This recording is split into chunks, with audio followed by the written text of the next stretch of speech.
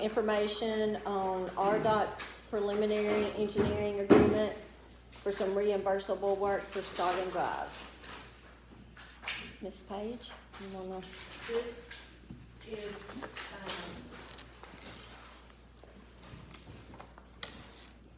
to move any water and sewer lines that are in the right of way at, Scoggin Drive in Warren and Scoggin Drive in Jordan. RDOT requires all these particular specific documents to be, signed and, you know, everybody's got to have the sign agreement, and that's what this is. You look at the second page of it, item number 3, this is the owner has entered into a contract with a consultant, subject to the department's approval, and has furnished a copy which is attached and made part of this agreement. This estimated costs are not to exceed $93,078. 80% of this, approximately 80% of this cost is reimbursable by RDOT. But if we're gonna do Scoggin Drive, we've gotta do it, and I need y'all's permission to sign it and send it in to them.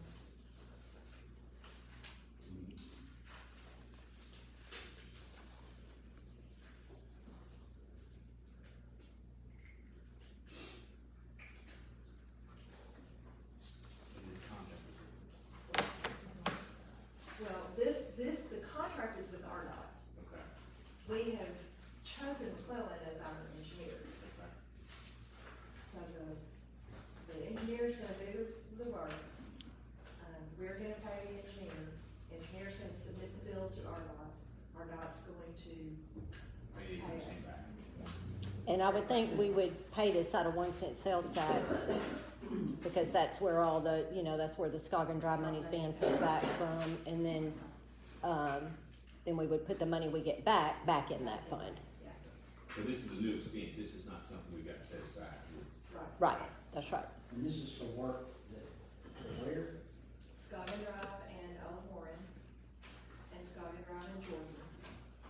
And mostly it's just on Scoggin Drive, okay? I don't know exactly where, it's wherever water and sewer lines are that are in the way of the proposed road.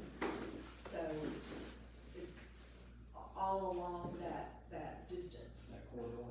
Yeah. And there's a formula that they use. Generally, it's more expensive to relocate sewer than it is water. So McClellan has worked it out so that the city gets the best deal. And RDOT's aware of how it works, so.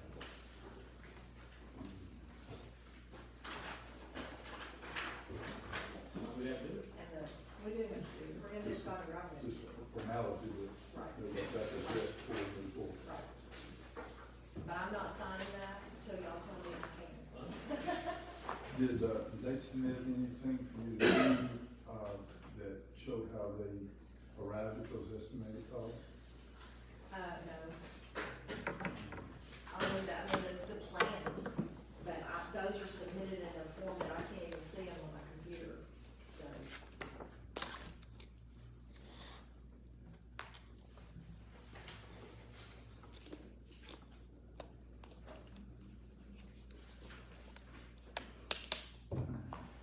What action does this require on our part?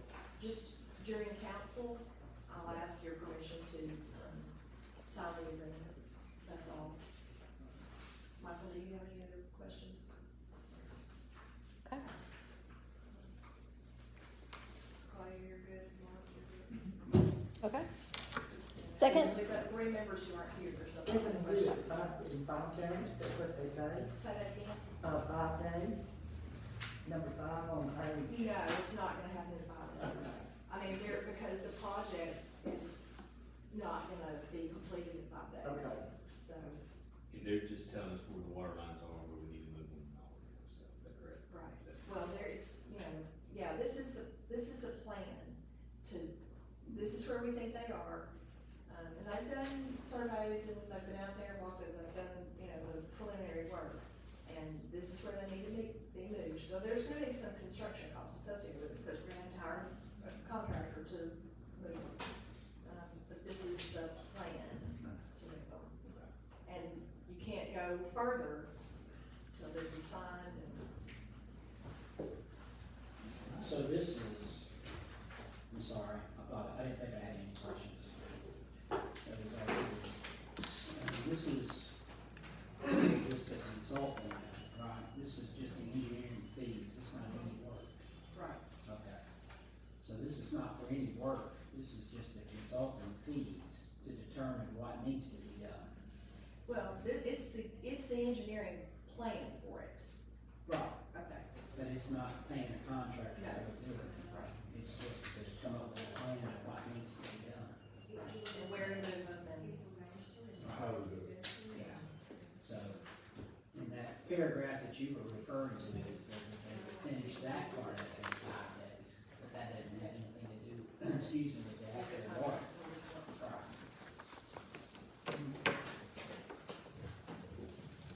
But I'm not sure the plan will be done, not gonna be either. I mean, it might be. It's hot in here.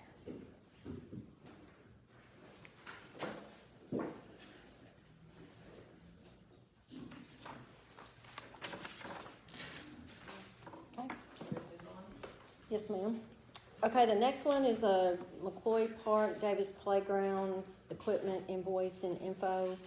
And I believe you wanted this on there, just to inform them that this was a general maintenance repair for some playground equipment at the park. And one thing I wanted to bring out, if you noticed on your financials in the park, maintenance of structure was considerably over budget. And the reason being that when we had those storms that came through and we filed all those claims, they got in $27,736.98 for the damage there at the park. That's insurance. Insurance proceeds, but the actual cost of the equipment for that repair was $50,645.50. So they didn't get in, you know, it cost more than what they got in. So we wanted to let you know about this, that this is not part of the storm, this is just normal repair, but it is gonna make that number go up even more, but we wanted to also tell you why, if we hadn't already touched on it, that number was over budget. This is some work that's been done in both parks. Um, I think I I see think so. Mccoy and Jordan. yes, yes. Okay.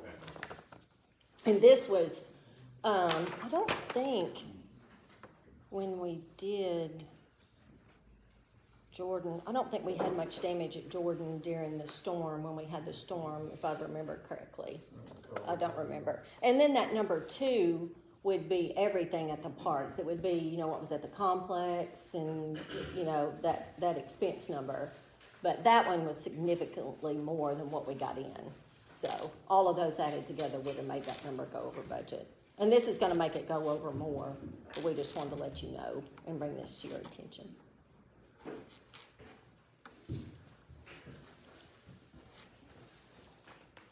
Let's see if you had any questions before it was actually paid.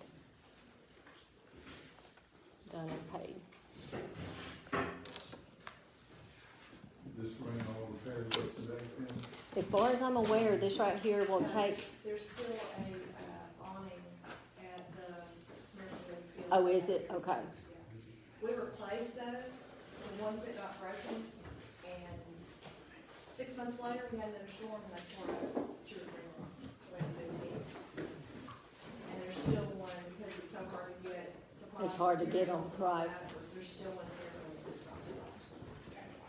and then I think other than that, they're just doing their normal, Not any other storms. Right. Not any other weather-related or incidents. something major breaking, right. There's about, in Mccoy Park, there's about 8 or 9 lights out in the park.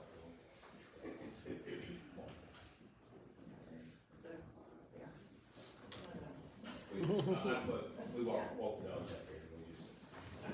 Were they working? Have they been working and then recently you realized Yeah, they were not? we put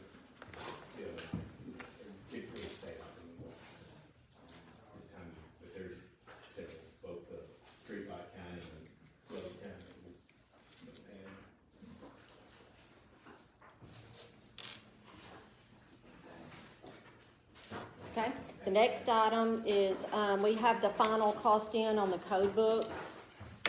And I know that's on the, I believe that's on the council agenda to discuss the code books. The final total cost is gonna be $5,625. And there's a copy of the resolution in here that said that it would be approximately $76.90 plus tax. So it's gonna be less than what we had projected it to be.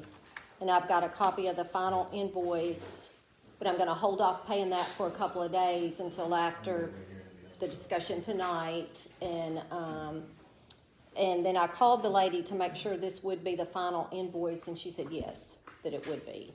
So this is just kind of update you on the total cost of those code books. Okay. All right. Well, you're supposed to have one redone whatever. Every year, they're supposed to be updated, but a complete overall. Well, we're not required to do that, I don't think. But to keep them updated, I mean, once we have the actual books printed, it's gonna be like less than $1,000 a year to keep updated. Or we had to do a total reprint and a resize, went from 6x9 to a full 8x10 size. So that's, How was our latest code book? our latest code book was in 2018, so we were a few years behind. But there is still that outstanding thing where it hasn't been seen through their lawyers since 1970. So that's what they recommend our next move would be. Okay, any questions there? Okay, all right, the next thing on the agenda is some information that the mayor will go in more depth on the, we have a chipper mulcher that's in need of repair. And the first thing you're gonna see here is information on the current machine. And I just went on ahead and ran this because I figured you'd want to know how old it was when we purchased it. We purchased it in 2013. It was partially funded through a grant through CAD and then through the Solid Waste Fund. So that's all this first sheet is to let you know when we got that piece of machinery. And then I'll let you take it from And there. notice, we bought it in 2013, the total cost of it was $213,000. Now, a new one is $312,000. And here's the deal, it broke down again, and it's going to be $15,817.62 to fix it. There is an estimate for $6,330, but it's gotta have a new run, and if we do the $6,000 fix, we're not capable, we don't have the equipment to calibrate it and balance it, so it will just tear up again. We need them to come and fix it, and it's gonna cost $15,817. And we're required, our compost permit requires us to compost, to mulch the leaves and limbs that we pick up. And we haven't been doing that because we didn't have a machine to do it, and I was tired of fixing it. Cause we've spent, I don't know, a couple $1,000s on it this year, trying to get, seems like every time we fix it, it breaks again, okay, so I was tired of it. We continue to pick up the leaves and limbs, and now we've got this gargantuan pile out there, and,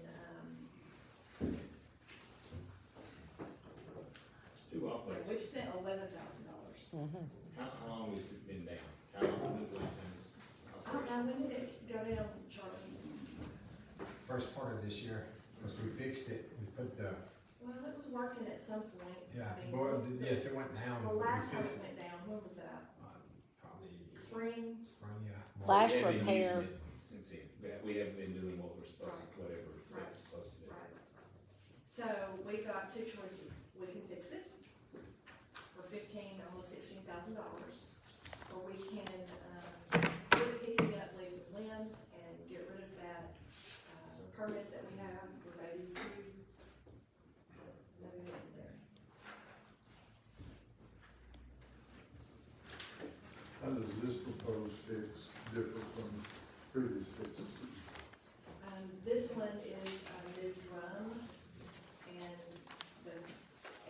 teeth, where'd Charlie go? The other fixes were belts and things like that. We have had to replace a few teeth before.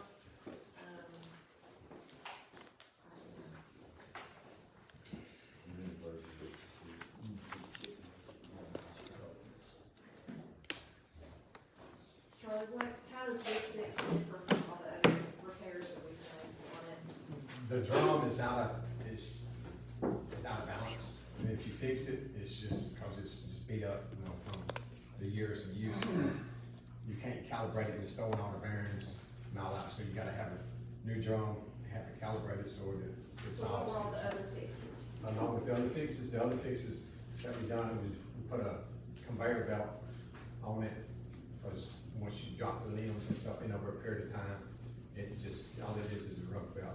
This is kind of, but really, this is routine maintenance. Maintenance, stuff. yes, maintenance. We're not- I'm glad.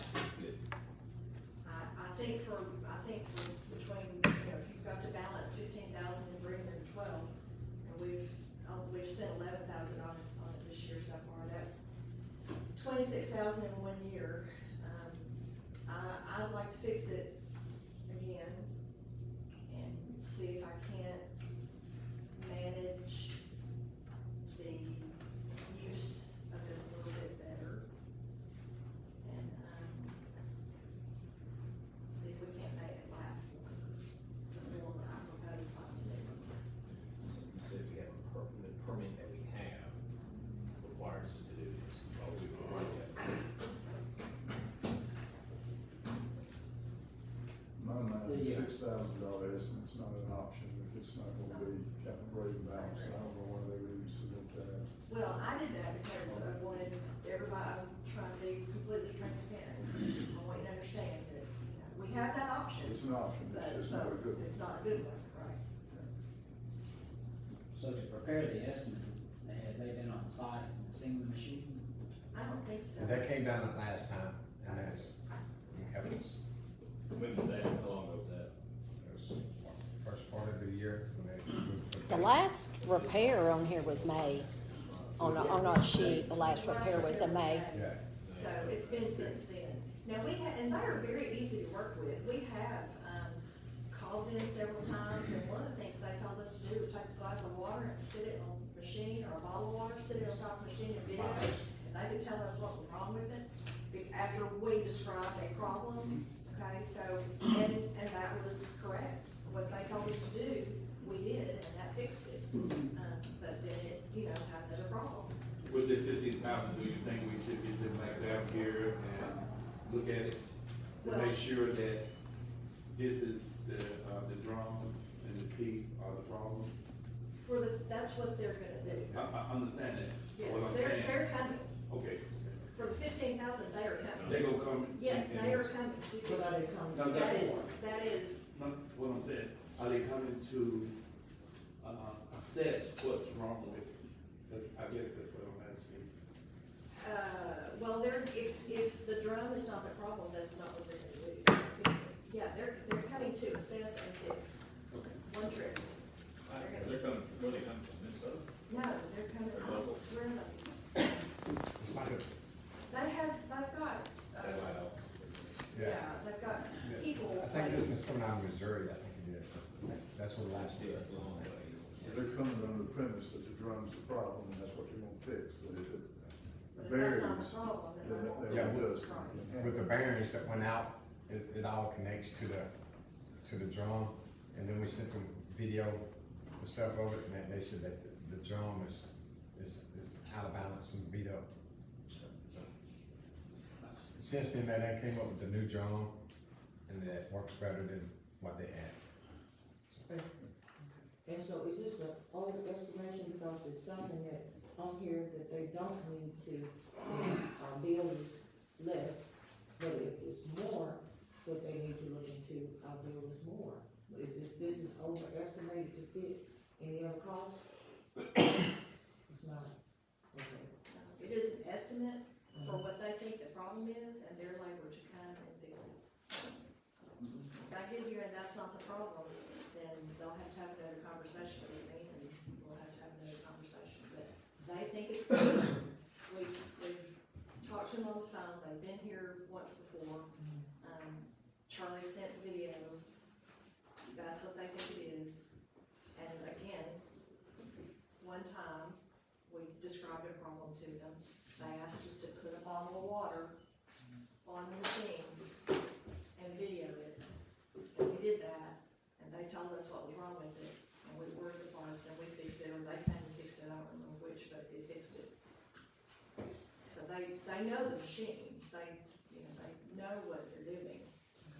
My question asked me if they had looked at it, because if they had given us any idea on what the condition is for the rest of the machine, is it other than what they're gonna repair in pretty good shape? Or is it on its last leg?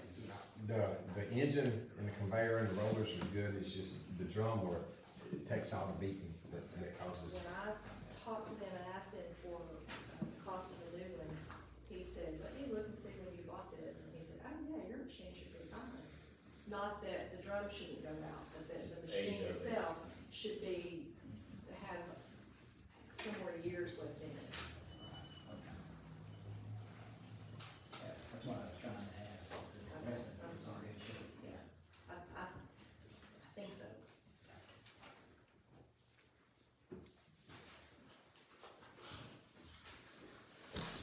Okay, all right, the next thing is, Senior Citizen Center roof repair information. And I'll go over this first sheet here. In, the storm in April of 20, there was some roof damage to that building over there. Insurance, you'll see that they paid $9,917.51. The repair on that building was $1,750. I'll let the mayor pick it up from there because it had additional stuff that needed to be done, so. Well, and I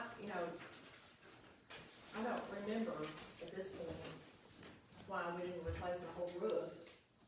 But that would be my question, because it appears Yeah. that's what the estimate was for. Right. And, If my memory is correct, I believe the director at that time came and told me that whoever she hired to do that, decided that it did not need to be completely repaired, that it could be, patched. And she was excited about that, and I said, well, okay, we're gonna have to spend a whole amount of money, and we don't have to spend a whole amount of money, not a roof. So we still have the money, it's sitting in an account, we can, The difference. The difference between- 9,000, 1,700, right. the other thing is that you would miss out on recoverable depreciation. We stood recouped $4,000 and something from the estimate if we had replaced it then. But most policies have a 12-month limitation to get that back. Depreciation. Yeah. So, What's the cost, the estimate cost of the roof? It's out for bid right now, Okay. and what'd we say today, November 10th? November. 10. Because we moved it 10th or back 11th. because of Veterans Day. That's right. So they'll be opened on the 10th of November. 17,000 back, 2020. April 2020. April of 20, yep, April 12th and 13th. If we're going back with shingles. It's up to y'all. It's architectural shingles, it's not all the home purpose. The ridge vent was not done well the first time. It cuts short, and so water is getting underneath the ridge vent and leaking. And the ridge vent is also, kind of dipped in the center. The ridge vent is poorly done. And was poorly done when it was put on there. It's all good time. So it Yeah. needs a new roof.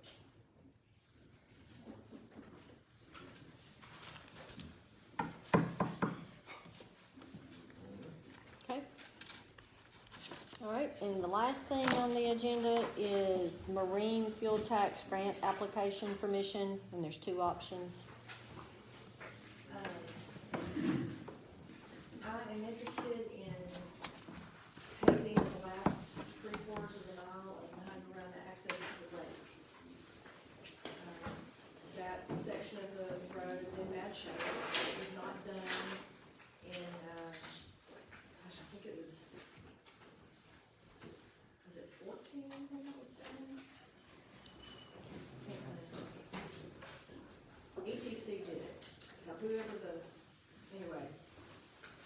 I guess we had enough money to pay a section of it, and that's what we did, and I think the plan was to come back and pay the rest of it the next year. Hello.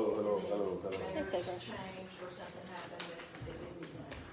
So,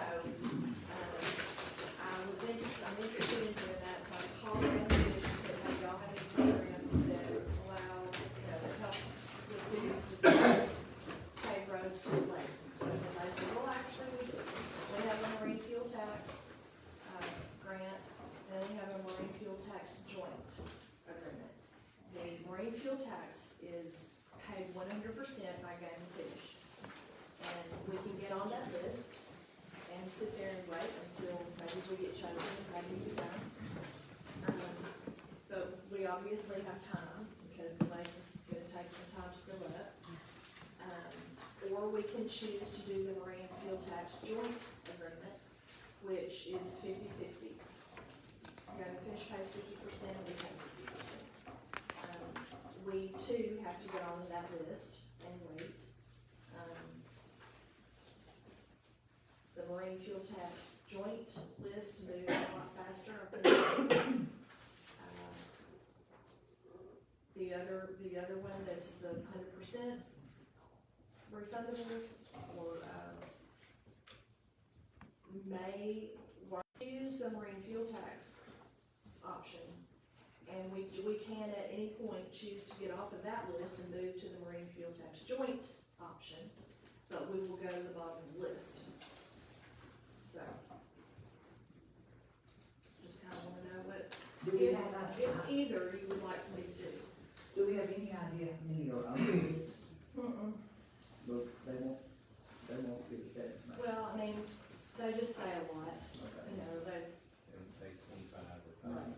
So, on that road, I know years ago, I felt it, because I hadn't been out there in a long time.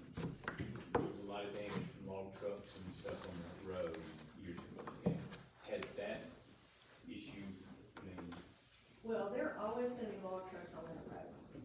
timber access? Right, always gonna be, we're always gonna have that problem. But the section that's already been done, I think is in great shape. Now, it probably has some cracks here and there, but I think it's I pull my boat down there and I take my vehicle down there and I've got, it's in great shape. When So you with get that- off of that, it gets really bad.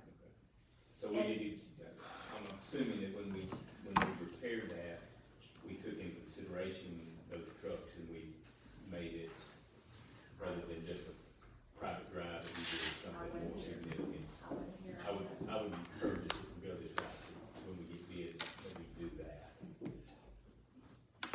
Well, We need to do that. Or we're gonna be co-patching. well, and there is another issue. This won't work if we do not adopt that road. And I cannot imagine that city of Monticello and city council would have agreed to pay to pave it in the first place if we had not adopted it. But I can't find the paperwork. I'm looking. So, none of this is gonna work if the road is not ours. And I guess we could go ahead and adopt it, you know, and then we could do it. Right. But I cannot imagine that we paved that road without I'm not anything real on it. sure, but I believe that we took that out of, during that time, we allotted equal sections of money, street money to different, wards, and we took some from all. But I do not know if we adopted the street. I do not recall that. But I mean, it wasn't done, but I just simply don't recall that.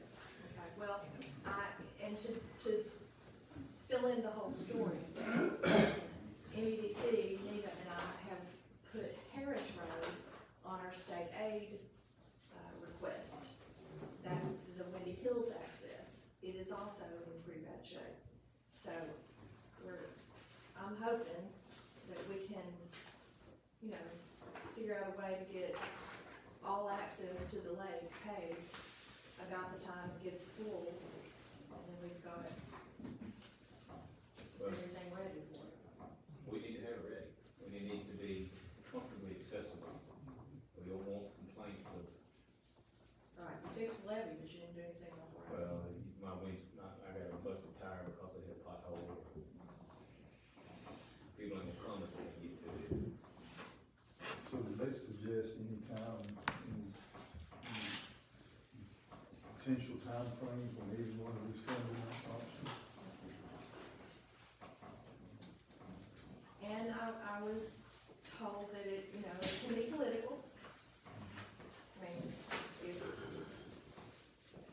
somebody has a great desire and they have some political clout, that they can, try and move their project up sooner. We don't have a net cost estimate on this yet. Oh, no. No, this is just to apply for some free money. Some help. You have no idea how much. Just one to apply for. Right. I'm leaning toward a 50-50 split. Now, I'm not, you know, adamant about that, but that's sort of what I'm leaning toward. We can always move if we get on the other one too, but we've got to the end of the list, so. Anybody else have any thoughts? Has Specific Jamie designers? Fish suggested any timeline for filling of the lake? They had a connection with the man upstairs. That's right. Yeah, I think they got it wrong the first time, maybe they'll get it wrong this time. They don't want it, we need to run it from the lake, not one like we had last year. So if we chose the 50-50 option, where would the 50, our 50 come? Street improvement? You could do that, or, you know, once it's, Come out of the lake fund? well, you know, the lake fund is one we're having to, that we'll be talking about if we're gonna have any more timber cut, because you remembered our last discussion about that fund, there is not any money in there to do anything. I guess my only thought In on that fund, 50-50 so.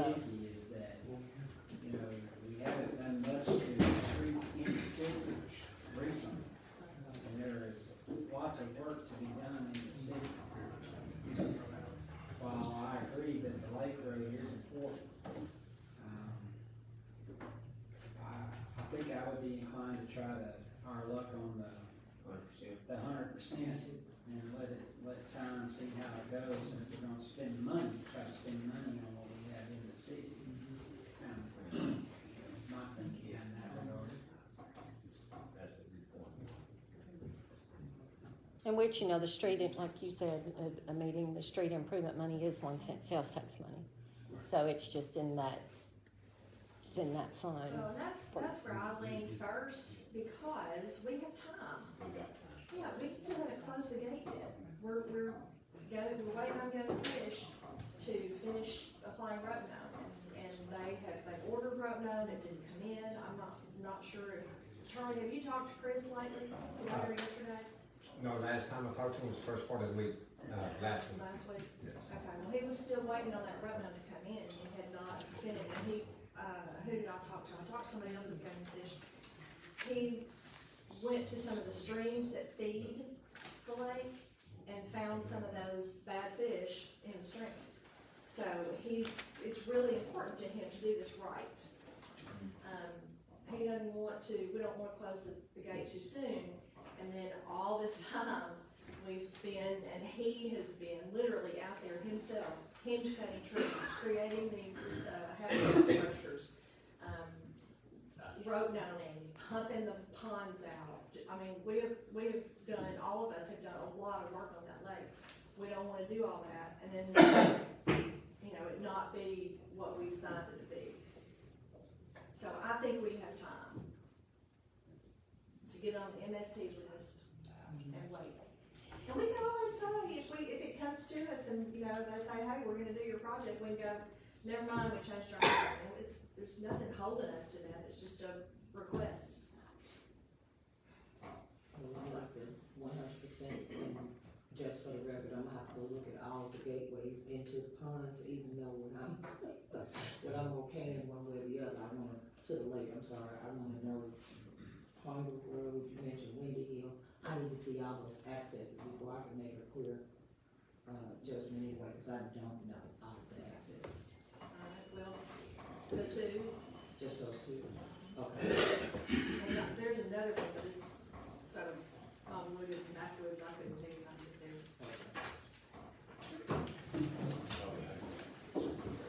It's like, what's it called?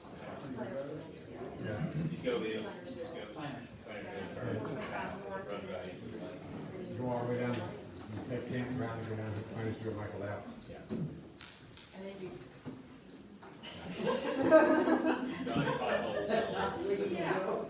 Dodge trees. I don't think you are.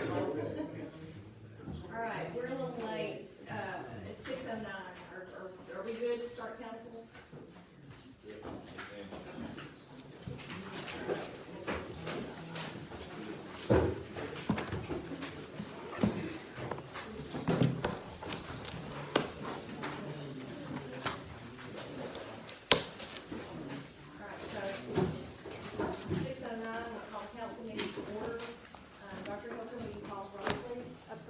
Clarissa Place? Here. Cedric Leonard? Here. Michael James? Al Here? Here. Mark Tyner? Here. Craig McCray? Here. Mike Wiggly? Here. Claudia Hardy? Here. Thank you. All right, Mr. Ryan Rogers is gonna give our invitation, so if you'll stand up to that, and then stand Don't let anyone fall over.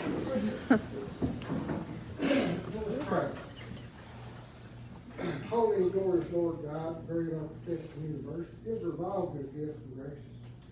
We tonight assemble in your name, and we desire to proceed in all our doings in your name. Lord, we ask that you continue your watch, care, and protection over us. Lord, lift up our first responders, our fire police, and our military. Lord, watch over them with your loving eye. In Jesus' name we pray, amen. Amen. I pledge allegiance to the flag of the United States of America and to the republic for which it stands, one nation, under God, indivisible, with liberty and justice for all. Thank you. Go ahead and change it. All right, the first item on the agenda is the approval of the minutes. I have a couple of, minor, corrections, so whoever approves them, please add with corrections to your motion. I move that we set these minutes with the corrections that fit to be addressed. Thank you. Thank you. All those in favor, please signify by saying aye. Aye. Those opposed, no. Thank you. Okay, reports and presentations is, the 10 here tonight? Nope. All right, planning commission, the invoice, you have a report for us? Very brief one. At our meeting 2 weeks ago, the Planning Commission received and began deliberations on the City Council referral to the Commission for a recommendation on the future of the Armory. And we look forward to working with Parks and Rec and with A&P commissions on our study. We also received the final report of the Community Development Institute's Advanced Year project. And I hope all this council members got a copy of that report because it's pretty phenomenal. And the commission will spend our time at our November meeting discussing this report and its recommendations. That's it. Thank you. Thank you, sir. Senior Citizen Center, Cindy Villarreal. Good evening. The senior center has been good. We are still serving about 140 people a day. And every week we have had people getting out of rehab and, taking them and signing them up so they can get home delivery and stuff. We also, are talking to the prescription guy. They're gonna be coming over and doing flu shots and, getting them revaccinated with a booster shot and stuff. So we're gonna be doing a clinic at the center for all of our seniors. And, we've been averaging about 2,598 meals for the month. So we are pretty much even. We've had a lot of positive feedback for raising up to $4. A lot of our seniors that are coming through are okay with it. They agree with the food costs going up. We need to raise the price. So that's pretty much it. I mean, we're just, there's a lot of positive feedback for council. I don't know how many seniors have voiced their opinion on how grateful they are to have the senior center here.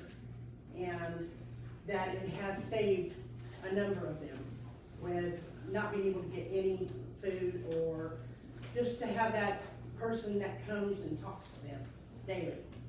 So they wanted for me to convey to you their thanks of and appreciation for council. So that's pretty much it. City corporate, how many meals were delivered versus served? We do about we started at 50, probably about 53 for the month beginning, Yeah. and now we're up to like 60. So about 60 are actually a day or Home delivered a day, yes, sir. And like I said, I get a call from rehab, from Bellevue or the Woods, at least, or even the hospital, at least once or twice a week, wanting to re-sign somebody up or get them started. You know, when they come out of there, we don't qualify them, they're automatically qualified. We start them, even if it's on a temporary basis, to make sure until they're back on their feet. If they can come to the center, we would prefer that. Because coming down there gives them, they can do games, they can, you know, do a lot of things, just talking to another senior and not being alone in a home. That's a big deal. So, I mean, we have about 25 in-house that come in-house now, every day. And how many drivers do you have? We have 3 drivers, 2 full-time, 1 part-time. And So 3 people deliver 60 meals a day. yes, ma'am, if not more. Like I said, we do 60 to 63. Some people have doctor's appointments, so they call us. Some people go into the nursing home, and they're in there for a good week or 2 for rehab, and then they're back out, or they're in the hospital. But every day there's more people being added or, taken off. Unfortunately, we haven't had no one taken off recently because everybody's been doing pretty good, but yeah, and I have 3 drivers and they stay busy from the time they get there to the time they go home. They stay busy with prepping, getting the meals ready, getting them out, making sure they're hot when they get there. And you can't just walk in and hand somebody a meal. We're there to make sure that we're checking on that person. I've had a driver, we had delivered to this person for years. And if it wouldn't have been for the driver noticing a speech problem with her, she was having a stroke. So, and they caught it. So we've had people we caught on the floor, and, so that little extra time that they take for them makes a big difference. And so the community is really coming together on it. They have been bringing snacks to the center for the seniors, donating snacks, so when they're there, they have something to eat before lunch. So it's really, and the seniors are also getting ready to be in the Christmas break. So they're going to be in the Christmas, they're going out and doing stuff. I want them active in the community. I want them to know that we're still here. So it's been a positive feedback from our community. That's a great report. Thank you. Thank you. Okay, Charlie, do you have the report from Public Works? This past month, we worked out the lake a lot. We got, just can't get a chopper, so. We, fixed, I think it was 22 leaks, 2 service leaks. Trash truck's been down, staying in can, getting it done. Normally when trucks go down, we have something else. We had a 6-inch main blowing at the same time, so I split everybody up. Some done this, and we done that, we got it all taken care of. What's wrong with the trash truck? The death tank, it's not getting enough death, and it's just shut it down, so the parts will be here in the morning. Who's repairing that? Are we doing that? They are, but they're sending the parts, we might put it on, but they're. Warranty good? Yes. Okay. Yes.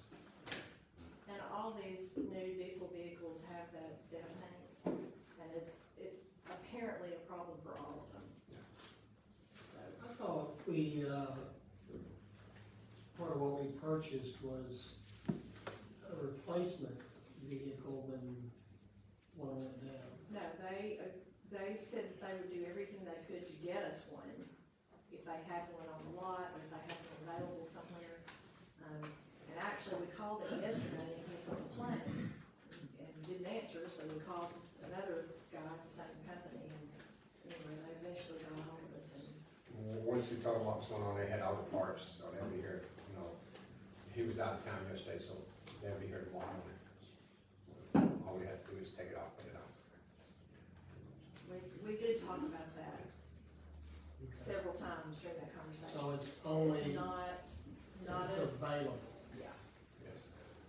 That would have been good. Well, he was clear about that.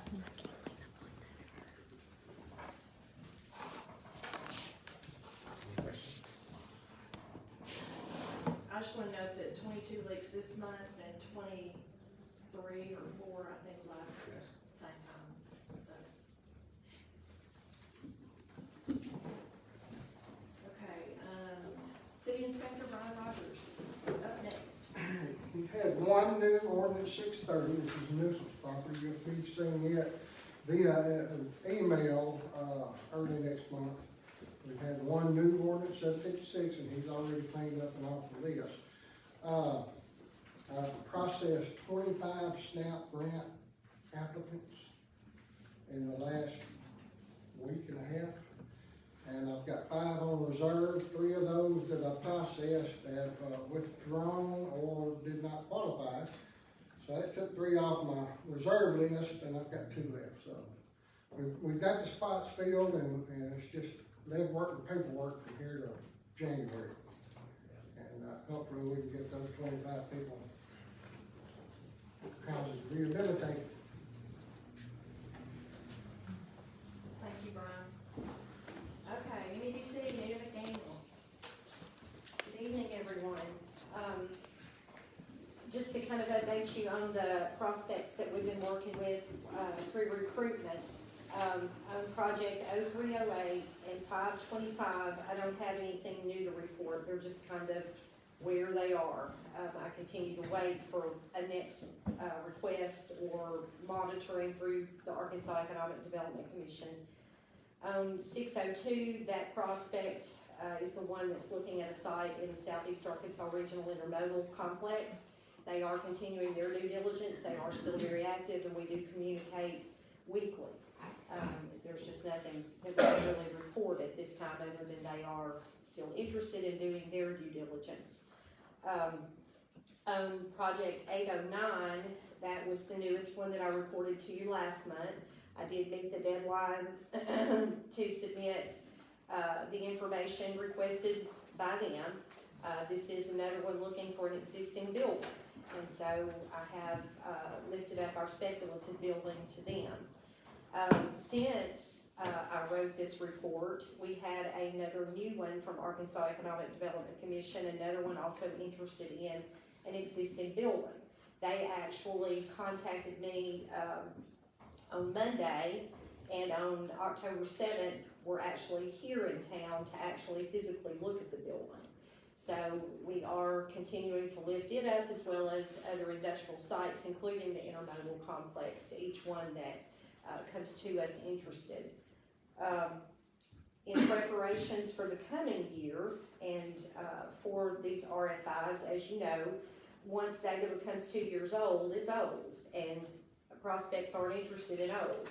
So I am updating our target industries market analysis, as well as our labor force data and also looking at, one thing that we get asked for a lot, which is, timber market reports. And so I have information that's coming from Dr. Pelkey and the, Office of Forest, Business Resources there, as well as through the consulting firm that I've always historically used. It's better to have two sets of data on that, than just one. So I'm working on updating all of those, as well as our retail data, because things change rapidly. There is a little bit of movement on the retail recruitment side, but we don't have any confirmations on anything specifically that's ready to be announced. But if you've driven through town, you do see things happening. But I don't even know at this point what it is. On Scoggin Drive, I told you last month about the bid being pushed back to second. Right-of-way condition, acquisition on that does continue. RDOT is working on that. On the street overlays project, the mayor and I did get that letter off to the state aid program, and we did include in it Harris Road, as she reported earlier, as well as Carla Street and Market Street, which are really high-traffic streets that are in terrible condition and serve businesses. So we are looking at, we put those on aid, sends their people down to look at it. They'll drive around and look at them with the mayor, and they'll discuss whether it meets their criteria at the time, or if they even offer us up that they can add something. It really depends on how many requests they get. You know, there's a lot of factors, but the request has been sent, so at some point we will hear back from them.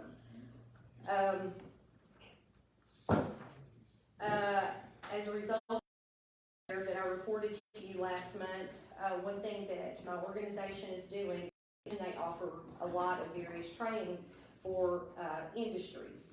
And we did today a lean manufacturing class where we are trying to use it to help our existing industries to train up relatively new hired individuals in the practices of lean manufacturing.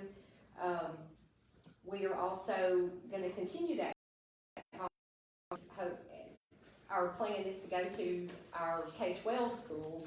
We're going to try to take this a step further and try to see if we can work out a way that 9th, 10th, and 11th, and 12th graders who will be emerging from high school but do not have plans to go on to college, maybe we can put them through this training to prepare them for manufacturing jobs that we have right here.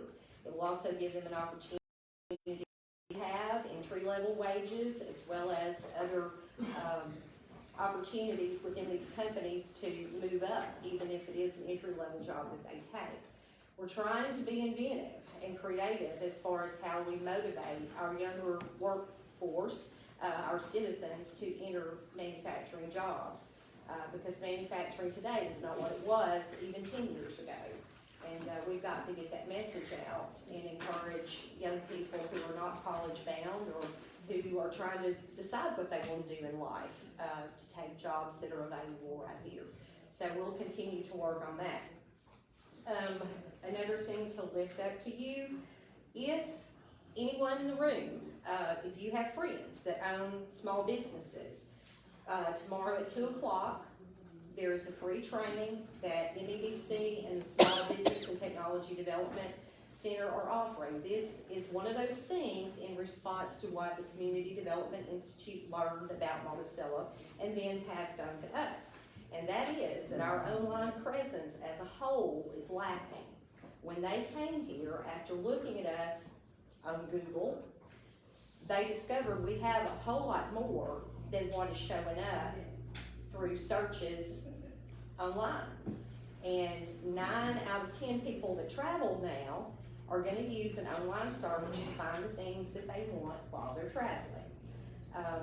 David and I took a trip a couple of months ago, and every single place that we went, and this was just a road trip in Arkansas, but every single place we visited, we found through Google Maps. And that is the way people travel now. We have businesses that are either not there or they're incorrect. And those things can be corrected. That business owner can go in there and through this training learn how to own their identity, correct it, and even use it for marketing. So please tell your friends. It's free. It's 1 hour, 2 o'clock in the afternoon. We pick that time because that's usually kind of an off time in retail.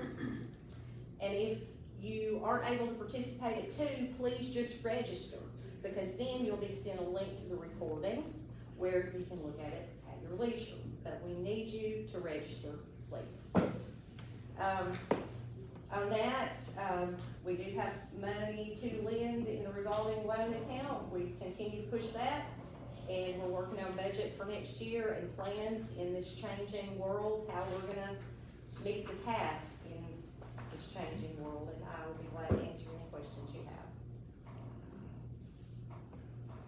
Thank How do you. you register?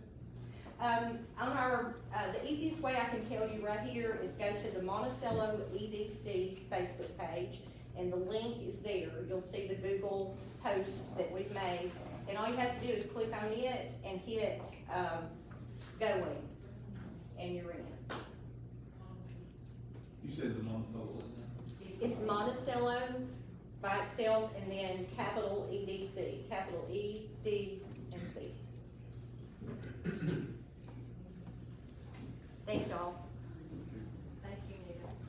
Okay, next, Chief Akers. Yes, ma'am. It's good to meet you folks tonight. I'll be brief because we got a little bit of a presentation later on about a UAV or a drone program that we're looking to start. Police department's fairly busy. You have your reports that I emailed a week or so ago. A little over 1,200 calls for the month. We totaled up our grants just to kind of see where we were at, and we've either received or been approved for a little over $170,000 this year.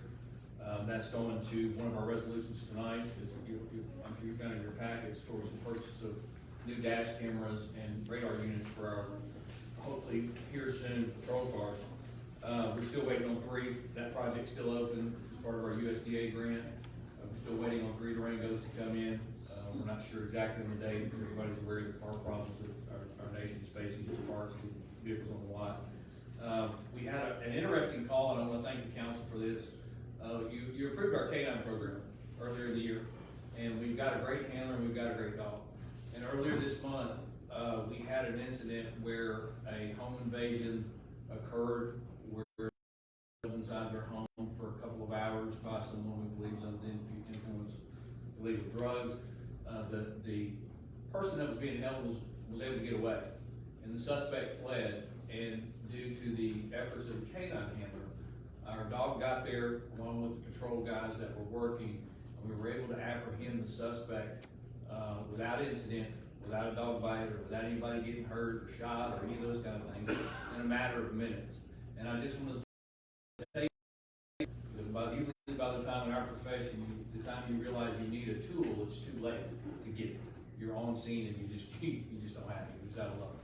But I want to thank you guys for believing in us in that program. It's been phenomenal, and the handler's been doing a great job with it. We have, as you know, we started getting our computers in our cars. Those are working great.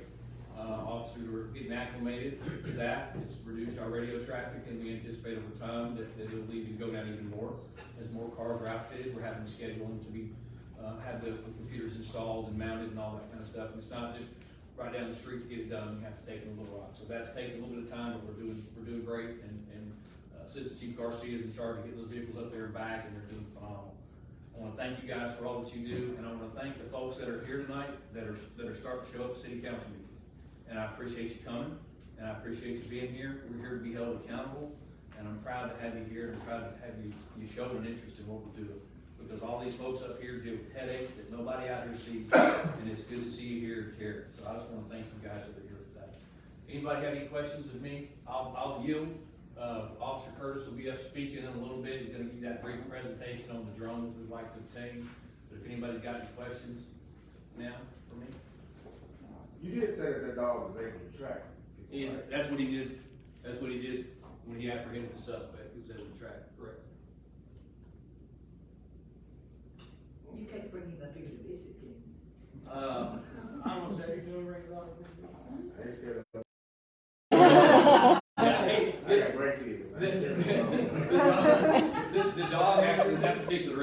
a handler got the dog out, was called in an appropriate time. It wasn't too long after the incident, and I think and David can correct me if he was here, but I believe the dog tracked for about 3 city blocks, and, you know, when he located the suspect. So, and then we've had several other tracks, we've had other people, but that was a significant, really shows that, you know, this is somebody that we. The reason I was asking, there was a guy missing about a month ago, missing for a whole week. Correct. Why didn't We were not called. That was out in the county. We would assist in any kind of way. We're one phone call away. Just one call away. And our handler is he just about needs a leash on him too. From taking. Okay, next is Chief Chisholm. Good evening. Give you the numbers for our calls for the last 2 months, and I was not here at the last meeting. The guys ran 48 calls in the last 2 months. October is fire prevention month. Just wrapping up, we've delivered fire prevention materials to the schools. The guys have gone to daycares, numerous daycares this month doing presentations. We've gone to the nursing home, did a presentation and just to the cook-off from the employees out there. So we always like to go out and eat. The projects that we have on the sales tax budget this year, the generator and the concrete, hopefully they will be completed in November. The generator has been ordered since March, and he said it should be in October, 1st November, and have it installed, and just in the end of the line for the concrete project at this point, to let him get caught up on everything he's been doing and get us worked in, so. Any questions, anything about the fire department? Thank you. Right, I don't see anybody from Parks here. So A&P Commission, Mr. Michael Hudson. Hey everyone, I am not a voting member of the Advertising and Promotion Commission, but I work for them. I've been doing that since May, and I absolutely love my job. We are consisted of people of Monticello, including 2 city council members and 3 hotel owners or managers. And we collect our money from the 3% sales tax at all hotel stays. So our main focus is to promote tourism to Monticello. And with the lake, we're hoping that will increase. So right now, we have just accepted a bid for Christmas lights at Mccoy Park, and they will be turned on November 24th and will run through January 3rd. We have a Christmas Food Truck Friday on December 3rd. Attendees are encouraged to bring gifts. I can't speak for every food truck, but I know some are offering discounts if you bring a gift for an underprivileged child. They'll give you a discount. All of those gifts are going to go to Monticello kids. And so we are wanting that to be a success and be a yearly event. We're also trying to plan for 4th of July of next year. We've already been in contact with firework companies, and we want this to happen because Monticello is the biggest town in Southeast Arkansas, and we're also the best. In my personal opinion, I'm sure y'all think the same way. If there's anything that I can do to help, please reach out. In regards to the Armory, we are interested to learn more about it.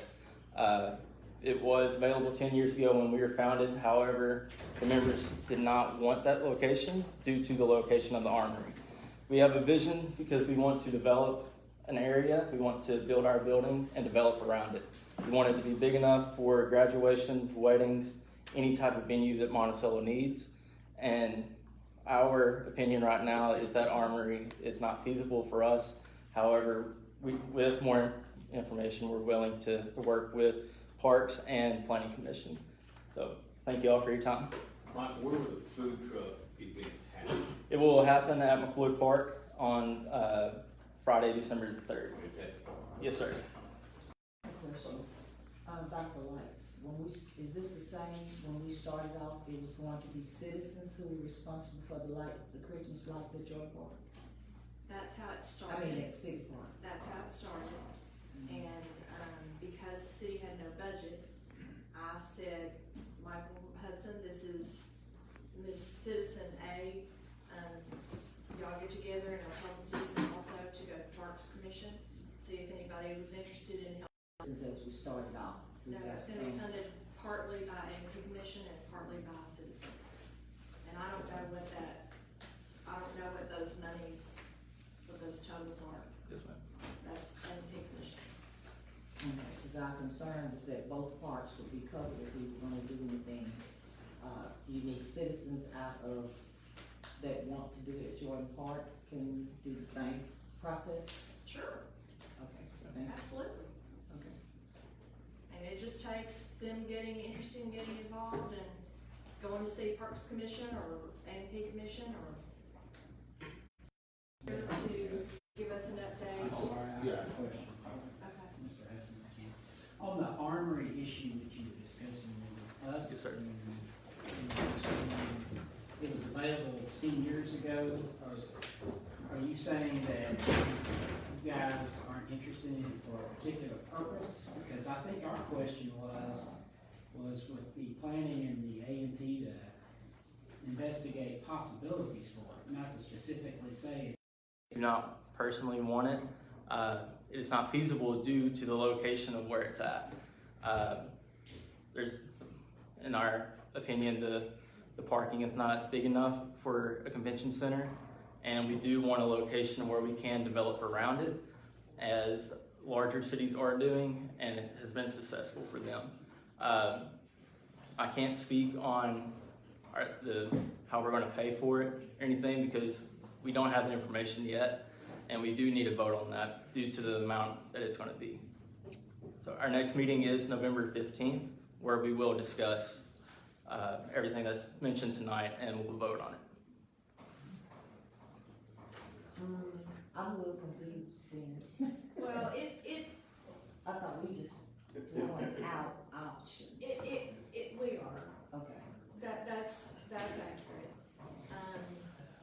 I think it got confused or I don't know, what A&P Commission just began to think that we wanted to use it as a convention center or an event center, and we get there. December the 3rd is when, how long is that? What time is that? Sorry? The December 3rd food truck. I'm not for sure as of right now. I personally do not run the Food Truck Friday, but I'm going to reach out to that, and I'll get back to you at the November meeting and let you know. Okay. Mr. Evans, move on to that. He's not here. So if I'm not mistaken, this is 60 days of his 90 that there's been no report of progress. And I don't, did this come, where did this come from? Ryan passed it. Oh, okay, all right, okay, I'm sorry. I thought she handed it. You did, but it came from Ron, okay. Ryan started it. Okay. All right, on to new business then, yes, sir. I think Sorry. on the last, at the last meeting, it was stated that water was not connected to that project, am I correct? Yes, you are. Okay, that was, false information. Yes, because water is connected to the project, to that, Okay, well, at the time, he had not paid the deposit. at the time. Now, the lines are laid on the Okay. top of the ground. On August the 27th, 21st, Maurice Evans at 509 East Game paid the $100 fee and a $10 fee Okay. for something else. Well, I did ask about that, that's what I was told, that he Well- had not paid. It's here, he showed me the receipt, receipt 1005 and 10, 60. Can I have that, please, tonight, or a copy of it, so that I can check that out in the morning? You can have this. Sir, I I appreciate it. think one of the issues is the water line's not been buried. That's right, Ryan? This is still above I ground. got a picture of it.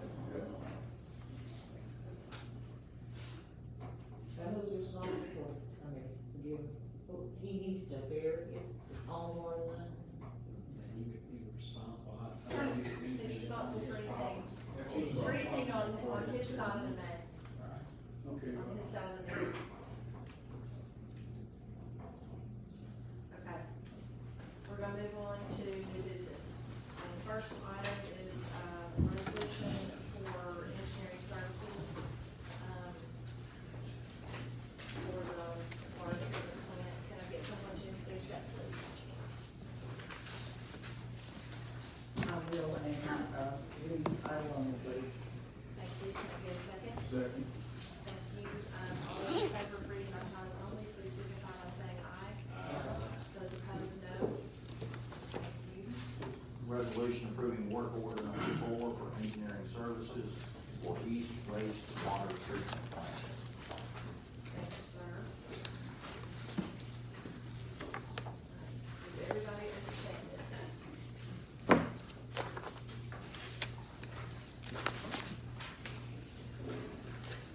It's just,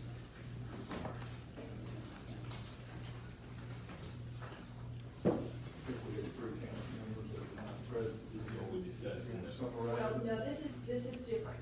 This is for the East treatment plant. This is not what we discussed about. I'm not understanding what this is for. Okay. This is a backflow system that, keeps our wastewater from entering the pond and immediately exiting the pond into the stream. The purpose for the ponds is for the water to sit and, be treated by sunlight, bacteria, and all that. And this is a baffling system that creates a situation where the water must travel through the pond before it gets to the emptying spot in the stream, which gives it time to be treated by sunlight, bacteria, environment, which is the whole purpose of having ponds. And this, we have a contract or agreement with ADQ to fulfill some corrective action plans that they created for us in order for us to remain or come into compliance. And this is one of the items on that corrective action plan. And it has several articles in it. So is this something totally new that they come up with, or? This is not brand new. This was new to us when we got the corrective action plan from ADQ in 19. I guess I don't remember there ever being a discussion about baffles in that plan. Seemed like the options were to do something with the aerators, I remember conversations about that. And, I'm just not remembering anything about a baffle system, Well, so. I don't really remember either, because there are so many things in the plan and things at that point in my mayoral career that I didn't even understand. Right. I just knew that ADQ was gonna require A, B, C, X, Y, and Z, and we had to do it. And this is just one of those things. It's on that checklist, it's on the punch list. And even if it wasn't on the original punch list, they may have had it. What is, oh, That's $43,000. Add those three numbers up, so it's going back to tax 1, 2, and 3, 6,500, 24,725, and 11,500, that's $43,000. Now, is this is just for the engineering of the baffle system? It does have construction services in it, that's the 11,500. Gotcha, okay. It's the development of the design, and the construction. What about the installation? I think construction is Is that installation. included in I it? think so. This eliminates one thing on that checklist. So with the dredging of the sludge and then the installation of the baffle system, do we know that that completes what the ADQ is gonna require on the east side plant? I think it does, but we still have 2 more cells to dredge over there, okay? And then we've got,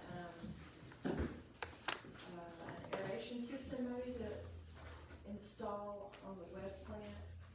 No, we have to finish the smoke study for the west plant. And, there may be some aeration that has to happen. We do have, our permit is gonna change for the west plant, and we're going to have some requirements that we have to fulfill when that changes.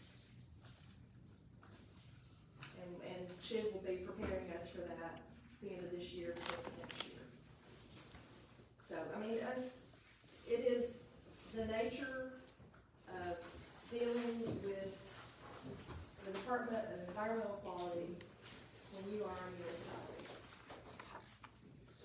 So did the farmer, or whatever, take the sludge? He's going to, Has when it- harvest has is it- over, they're gonna start dredging.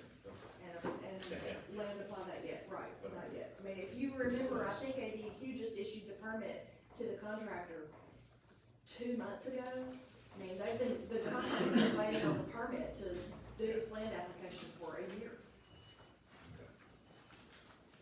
That ought to be starting soon, because it's hard. Right, harvest is about finished. So this is additional funds that we have to amend the budget, I mean, this is a budgetary item that we have to amend the budget. Well, all the other stuff, If there's not enough money, well, we don't have to amend the budget because it's not in there. normally we pay for this stuff out of the sewer account.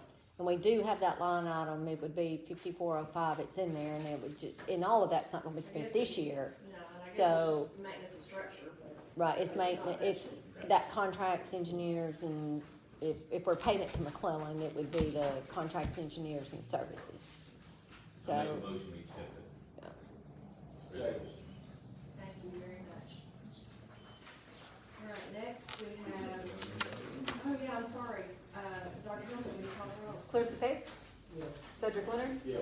Michael James, Yes. Al Pierre, Yes. Mark Finer, Yes. Craig McCray, Yes. Mike Wiggly, Yes. Claudia Harden. Yes. Who seconded that? That was, Cedric Leonard. Okay, all right, thank you. Okay, next, item B, resolution for a lien on Oakland Street. Can I get someone to introduce that resolution, please? I will introduce it and move that we suspend the rules and read by title only. Thank you. All those in favor of reading by title only, say aye. Those opposed, no. Thank you. Mr. Martin. Resolution to impose a lien on 225 East Oakland, Monticello, Arkansas. Thank you. Any discussion? Any questions for Ryan?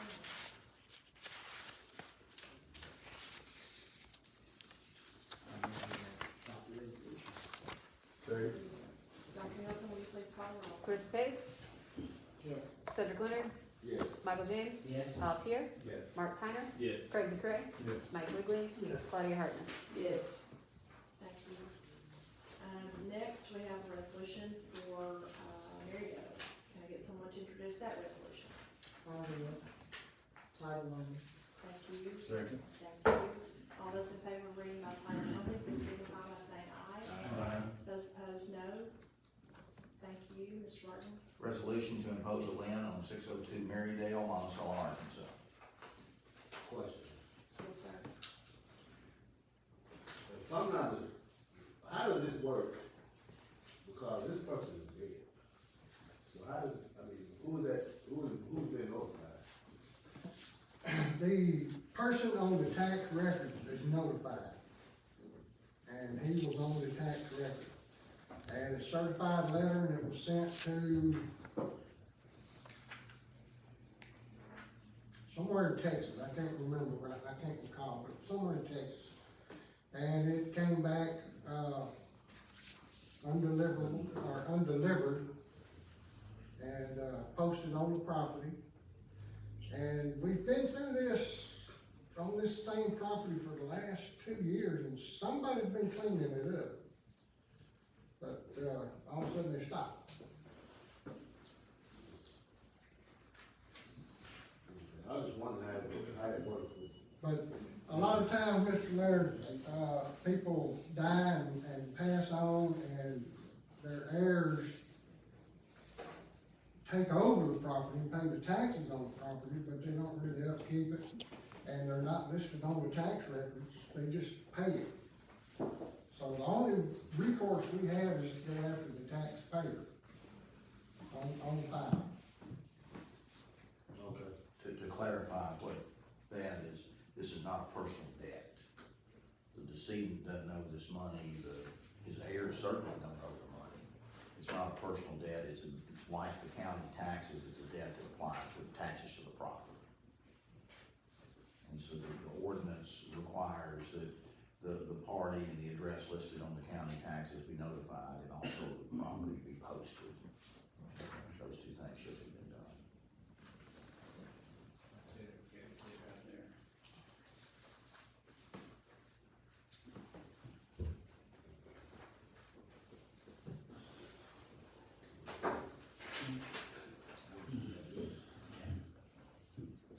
So that's it, that's all.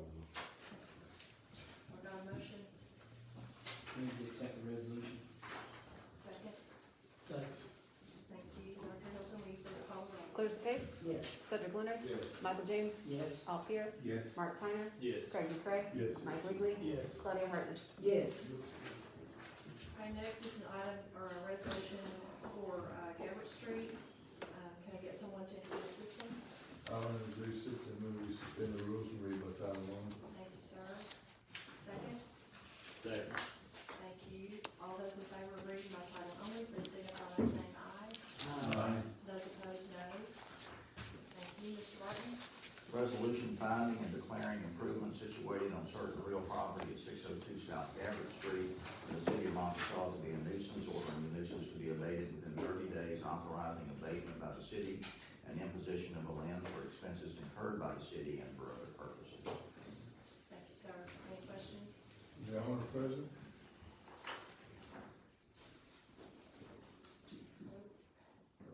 Brian? Sent certified letter, inviting them to tonight, the, new owner. And that's the reason, this is the revisit. We, beforehand, on the old owner, we've already passed the resolution. They since sold it as is, and the new owner got about, say, 25–30% torn down, and their help ran off. And, she knew about it, she called me, I told her, you know, if she needed to be here, come on, but it would probably get passed, and she's gonna take care of it as soon as she can. Is this a property at the corner of Gabbard and Gabbard and, Old Bowen? yeah. Number one, true. Yeah. I guess the destruction to it is intentionally, somebody was trying to tear it down, is that? From what I understand, there was a small camper up front, and then a single wide mobile home, then this double wide mobile home. How was that? And the people that she hired took the camper and took it away as part of payment. And then started tearing out the other two and just run off, quit. So she's in the process of finding some good, reliable help, and she knows that, time is limited. We need to help her find a camper.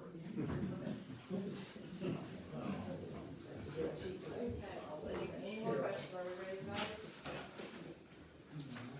Need a motion? Move to adopt the resolution. Thank you, sir. Thank you, Dr. Hilton, will you call the roll? Clarissa Case? Yes. Cedric Leonard?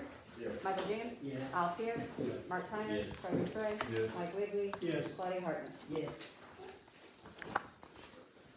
Okay, next, I need your permission to pay for the repair for the MP2 of the Roto Chocolate at the transfer station. And for those of you who missed the finance committee meeting, the estimate is $15,817.62. We are gonna be required to have Roto Chocolate come and fix it because we do not have the machinery, the equipment to calibrate or balance the drum, which is what has to be replaced. I make a motion to accept. Well, just a motion to give me permission to spend money to fix it. And a second. Second. Dr. Hilton, will you call the roll? Clarissa Pace? Yes. Cedric Leonard? Michael James? Yes. Al Pierre? Yes. Mark Kleiner? Yes. Craig McCray? Yes. Mike Wiggly? Yes. Claudia Hartness? Yes. Okay, the next resolution is about our, ad valorem tax, for the facilities. I will, and just read the title on it, please. Need a second? Second. Thank you. All those in favor of reading by title only, please signify by saying aye. Aye. Those opposed, no. Thank you. Mr. Martin? A resolution continuing the levy of annual ad valorem taxes in the city of Monticello, Arkansas. Any questions, discussion? Can I get a motion to pass it, please? So moved. Second. Thank you. Dr. Hilton, will you call the roll? Marissa Pace? Yes. Cedric Leonard? Yes. Michael James? Yes. Al Pierre? Yes. Mark Piner? Yes. Craig McCray? Yes. Mike Wiggly? Yes. Claudia Harkins? Yes. Okay, the next item is a resolution authorizing us to do a feasibility study. This is, permission to apply for a grant that MEDC found. And this is, Anita found this and thought it might help us with our decision about the armory. So it is a 50% match up to $15,000. It's up to you all as to who pays that bill. My original thought was A&P Commission has that money. I'm not trying to make decisions for them, but Parks Planning Commission has no money. There's $0 in their account. It is for tourism. It seemed to fit to me. It just kind of made sense. But if you don't want A&P to pay for it, the city can pay for it, or we don't have to do it at all. But it is a real, it will give us real data as to what we do with that armory. And it will tell us, hopefully, it will tell us whether we keep the thing or sell the thing. And if we keep it, what we do with it that makes sense for Monticello. So this request is, they'll act is to pay for the actual study itself. Yes. Okay. And- Now, we do not know how much the study will cost. Okay? I have an architect who does feasibility studies, who was, recommended to us by McClellan Engineering, coming Thursday to visit with me and Dan, and I think Jay's gonna come, Jones. They're A&P or, Planning Commission members, and anybody else is invited, but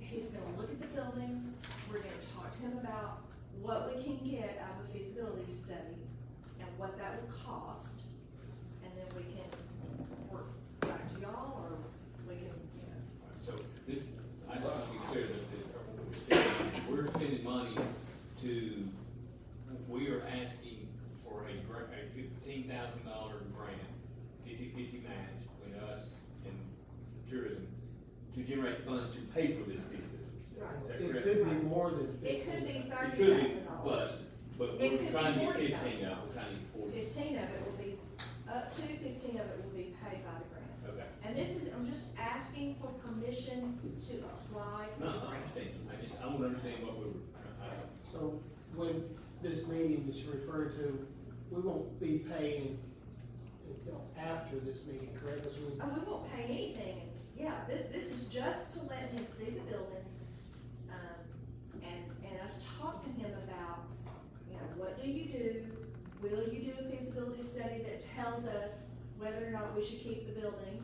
And if so, if you do think we should keep it, what should we use it for? I wanna know if those are items that answers that we'll get from the study. That's what I want from the study. but he'll give us an estimate of the cost of his feasibility study, Yes. of which this $15,000 will go toward. Right.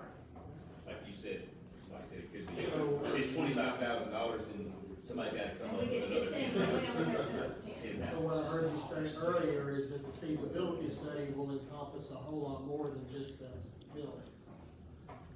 Is that correct? I hope it tells us how the building applies to the city.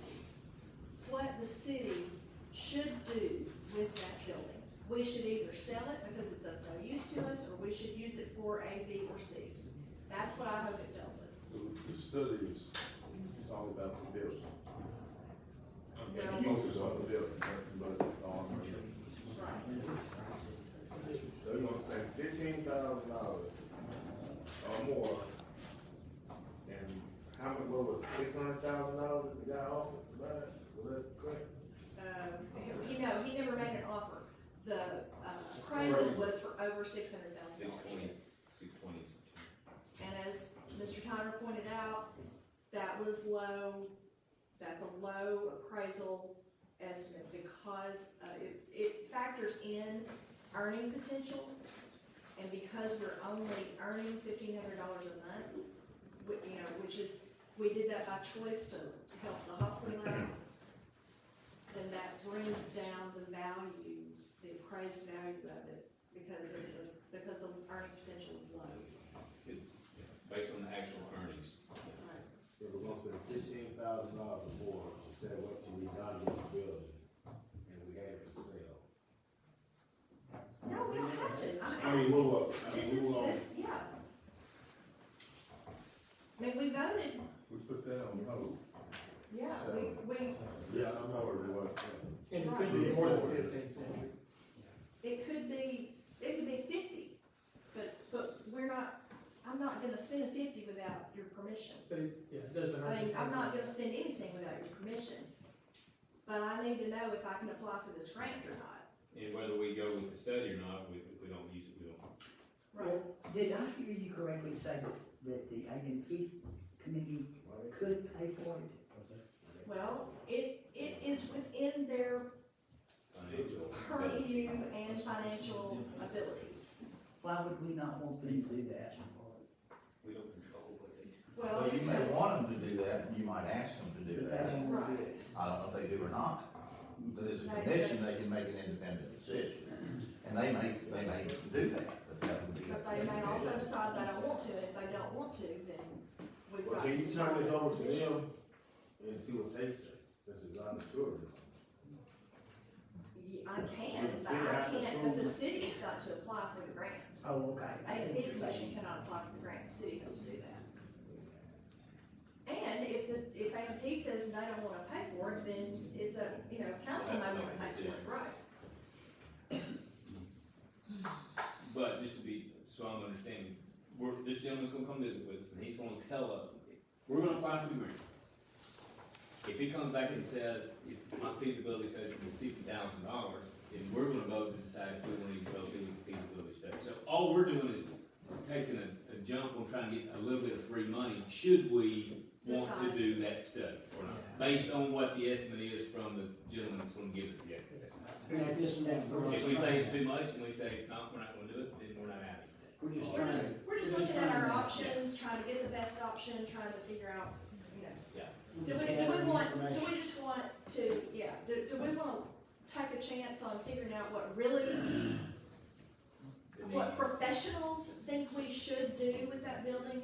Or do we just wanna make a judgment? So where does this fee gonna come from? I mean, you saying we don't have to do it once he comes down. He's gonna come down and look at it. And tell us what his fee's going to be. He's coming do the down study. to look at it for free. He's just It's not making a gonna charge presentation. us anything. He's just coming to look at the building, and we're gonna talk to him about, do you wanna do a feasibility study? Can you do a feasibility study that suits our desires? What do you do when you do a feasibility study? I mean, there are 100,000 companies out there that do feasibility studies, and I'm sure they all do it differently, so. Okay. Maybe a ballpark on what's not. Well, I can go with that. When is he coming? Thursday at 10 a.m. We're When? gonna meet at the Armory. At the Armory. This Thursday, It's 28th? Thursday. I move to adopt this resolution granting the mayor, authority to apply for this feasibility grant. Second. Thank you. Dr. Wilson, will you please call Close the the roll? case. So, Cedric Leonard, Yeah. Michael James, Yes. Al Pierre, Yes. Mark Tyner, Yes. Craig McCray, Yes. Mike Wiggly, Yes. Claudia Hartness. Yes. Okay, thank you all. Next, we have, Chief Akers. Is Sean here? Is he ready? I'm sorry, 10 o'clock, right? Yes. What is that, David? What is Avoid any confusion, we waited He's just gotta plug his laptop into that screen. Sean's gonna show you a few videos. Hi, sir. Hi. You need your bag. You can just make yourself at home. Do what? You need a cord? I got Oh, it. you got it. It's 10 a.m.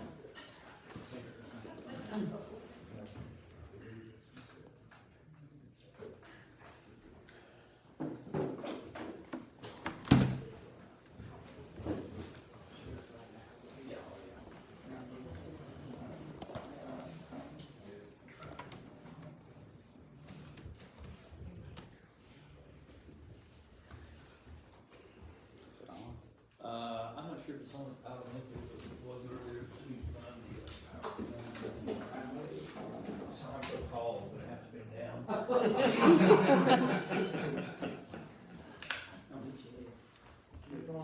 Yes. Single fans and things like that. Messed it up. He's been in worse places. It's true. Just the bad insurance. There you go. Council, this is Officer Sean Curtis. Sean is one of the best and brightest minds we have at the police department. That's why he's going to do most of the speaking tonight. Sean's going to give you a little bit of a presentation on the UAV that we're looking at for the city's use for the police department, fire, and any other uses that we may have. So with that, I'll give it over to Sean. I appreciate you guys letting me take the time today. As he said, I'm Sean Curtis, fairly recent to the PD. Graduated UAM, spent the last 10 years teaching, Drew Central, Monticello. Decided to follow the direction and the path that Chief Akers has taken this department. We're accredited, and with that, I felt like we needed to move forward in 21st century with technology. Technology is making leaps and bounds, and with that, it should also help us. There's three aspects that I'm looking at: UAV, or an unmanned aerial unit, a drone, and it's safety, it's efficiency, and accuracy. And those three topics are going to be covered in pretty much everything that we're going to talk about, and then some. But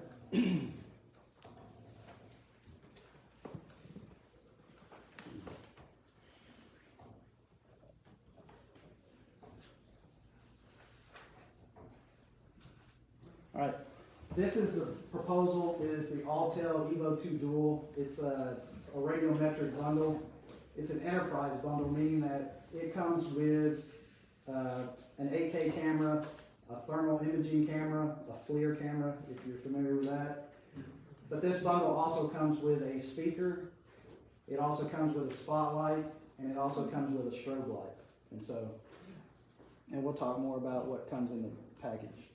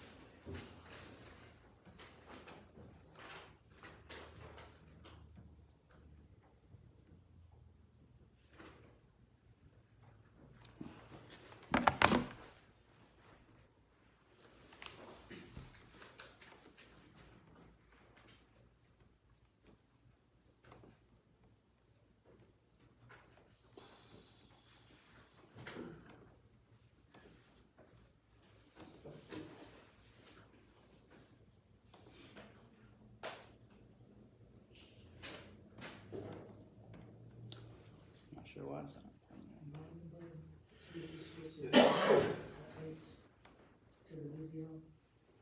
Ma'am?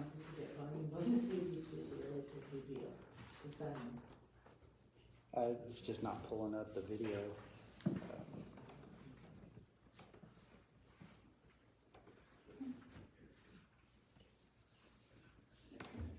You need a laptop password? It's connected, it's just not pulling. The video. It's the internet. Is our internet down? Well, you got other, your signal's not very strong there. There's some other ones that were. Is it the council? When did the council meet? I don't know the password. Do you? Is it Water 2012? I think. And that's up there.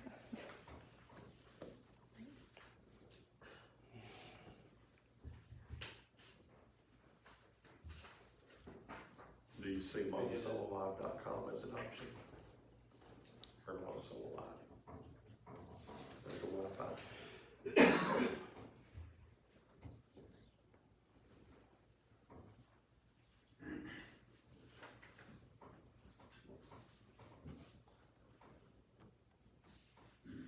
Showing the beacon there.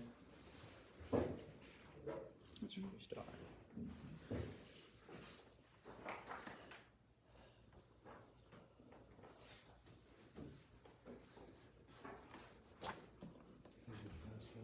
Is that the city council? Well, that would be for mobile hotspot if you need it.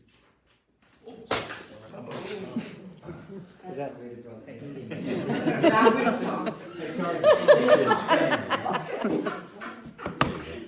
Galaxy Edge. We broke your internet and your phone. Same day.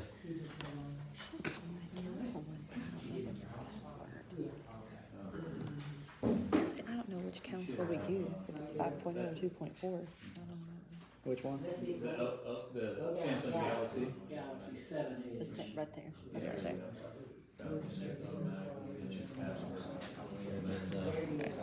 Yeah.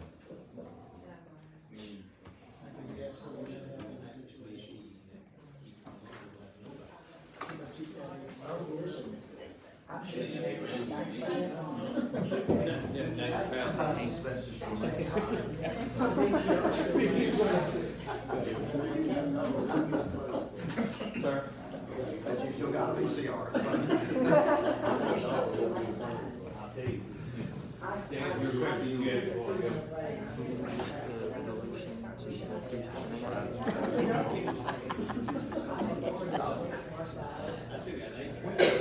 Everyone suffers every day.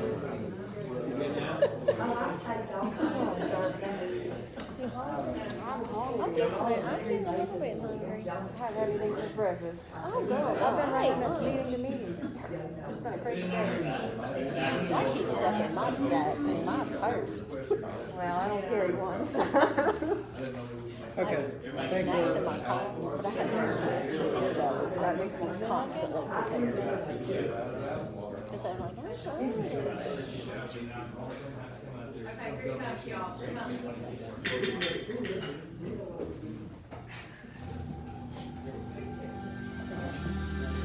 At Autel Robotics, we push the boundaries of modern flight, exploring the unknown with unparalleled performance.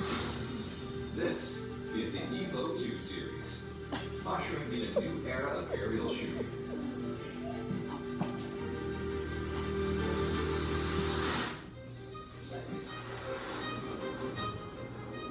Evo 2, the world's first 8K foldable drone, brings you unmatched video resolution and 48 megapixel stills to capture the world with more detail than ever before.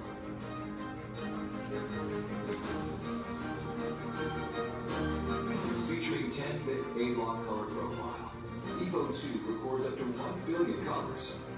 Its stunning 4K HDR video stands out with increased dynamic range, delivering top-of-the-line image quality that you'll covet after experiencing. The powerful phase detection autofocus function and 120 FPS slow-motion video capabilities are an ideal combination for high-speed shooting. Thanks to 4 times lossless zoom and defogging mode, Evo 2 is perfect for capturing your subject from a distance without missing a single detail. If Evo 2 is all about detail, then Evo 2 Pro is all about professional users. It commands a powerful 20 megapixel 1-inch sensor and the f2.8 adjustable aperture, capturing stunning aerial photos with brilliant color and controlled lighting. With excellent low-light performance, Evo 2 Pro provides incomparable night view footage. Equipped with a FLIR camera, Evo 2 Dual provides visible and thermal imaging with remarkable performance, perfect for commercial and first responder use. Featuring Autel Robotics' latest flight control system, the Evo 2 series offers an unparalleled flight experience. So intuitive, every flight seems effortless. Our new airframe is covered with 12 optical cameras, achieving stunning omnidirectional obstacle avoidance by creating an accurate 3D map of the environment in real time with automatic intelligent path planning. Aided by a dual-core power object detection system, Evo 2 recognizes up to 64 subjects at once, allowing for immediate pinpoint tracking. With up to 40 minutes of flight time, a maximum speed of 72 kilometers per hour, and a 9-kilometer range, the sky is no longer the limit. Unmatched performance, resolution, and computer vision. The future is now the present. This is Evo 2 Series. And just to add to that, this is actually outdated. The camera is actually a 16, or it's an 8K camera, and the zoom is actually gone up to a 16 zoom lens on the day camera, and an 8K zoom on the thermal imaging camera. And so the technology is actually better than what you just saw. So How large is this? it's approximately about 1.5 feet by about a foot. It weighs about 2.5 pounds.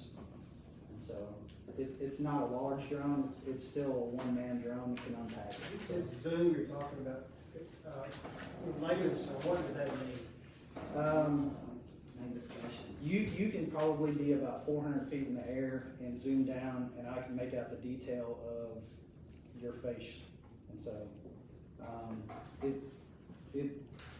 I can't actually speak because I haven't seen it, but just based off of the videos that I've watched and talked to some of the people that have flown. So just going with this, like I said, technology continues to evolve. And that technology for police need to as well. Chaotic situations arise, which means that police need to be prepared. Today, police are helping out in different departments. Some of the most popular things that these drones are used for, missing persons, runaways, escapees, search and rescue missions, natural disasters, event monitoring, incident reconstruction, dealing with whether it be a shooting or an accident, a vehicle accident, dogfighting locations, outdoor drug operations, transient squatters, hazmat situations, and pretty much the blanket, the overall threat assessment. And I'm pretty sure that almost all of those are applicable to Drew County, and some of that we've just dealt with recently.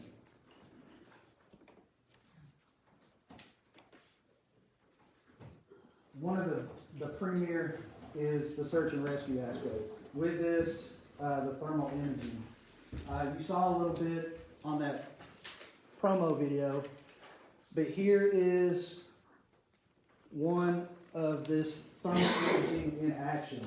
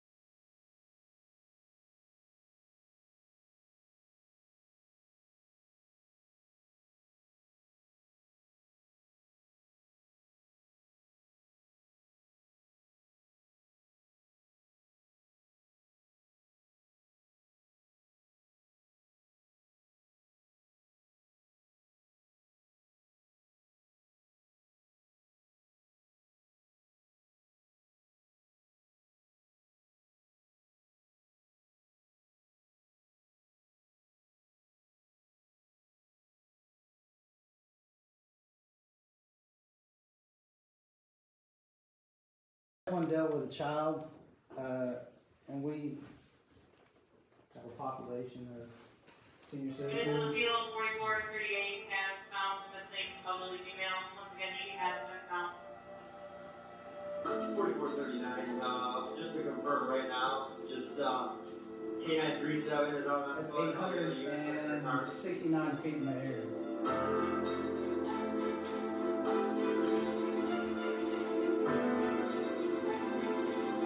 Across the street, 3445 Emily City.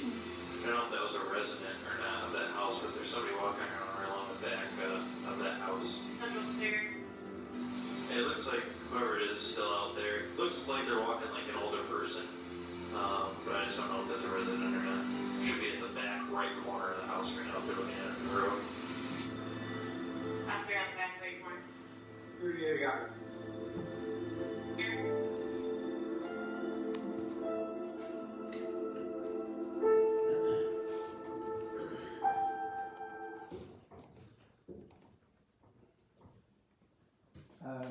Another feature is the crowd monitoring. This is just an event monitoring. Any type of event that we might have in town, you just kind of have the eye in the sky just to see what's going on. If there's anybody, one of the features of this drone is that it can track somebody, and as they move through the crowd, you can actually track that one person. And so if there's a suspect that we're looking for without harming any of the citizens or causing an undue chaos among the group, we can silently track them. So.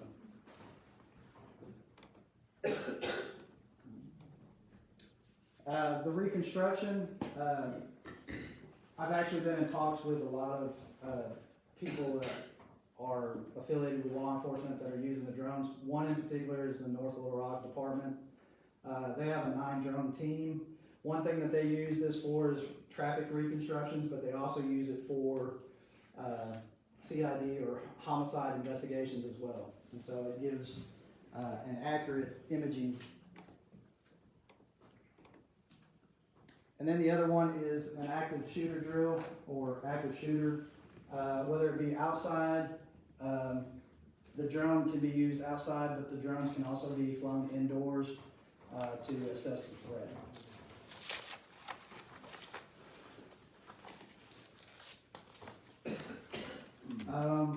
Dealing with this drone,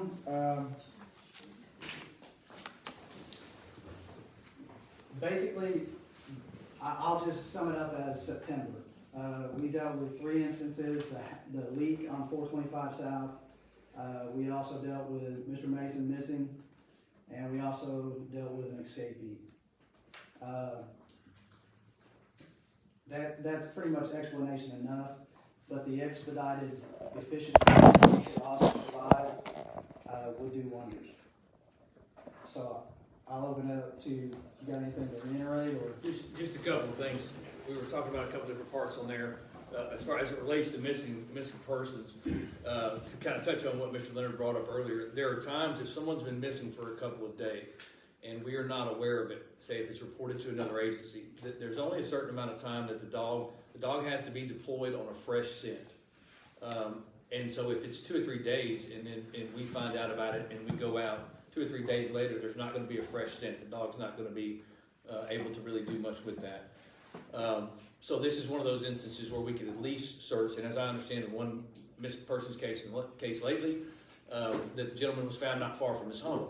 And this is something that we could have put up a couple of days later, and using FLIR, which is forward-looking infrared, we could have used that to go over the area, look for the heat signature or the thermal camera, look for the heat signature and find it. And you've saved all that walking and all that manpower that's out there. We had a juvenile that came up, ran away from a local home.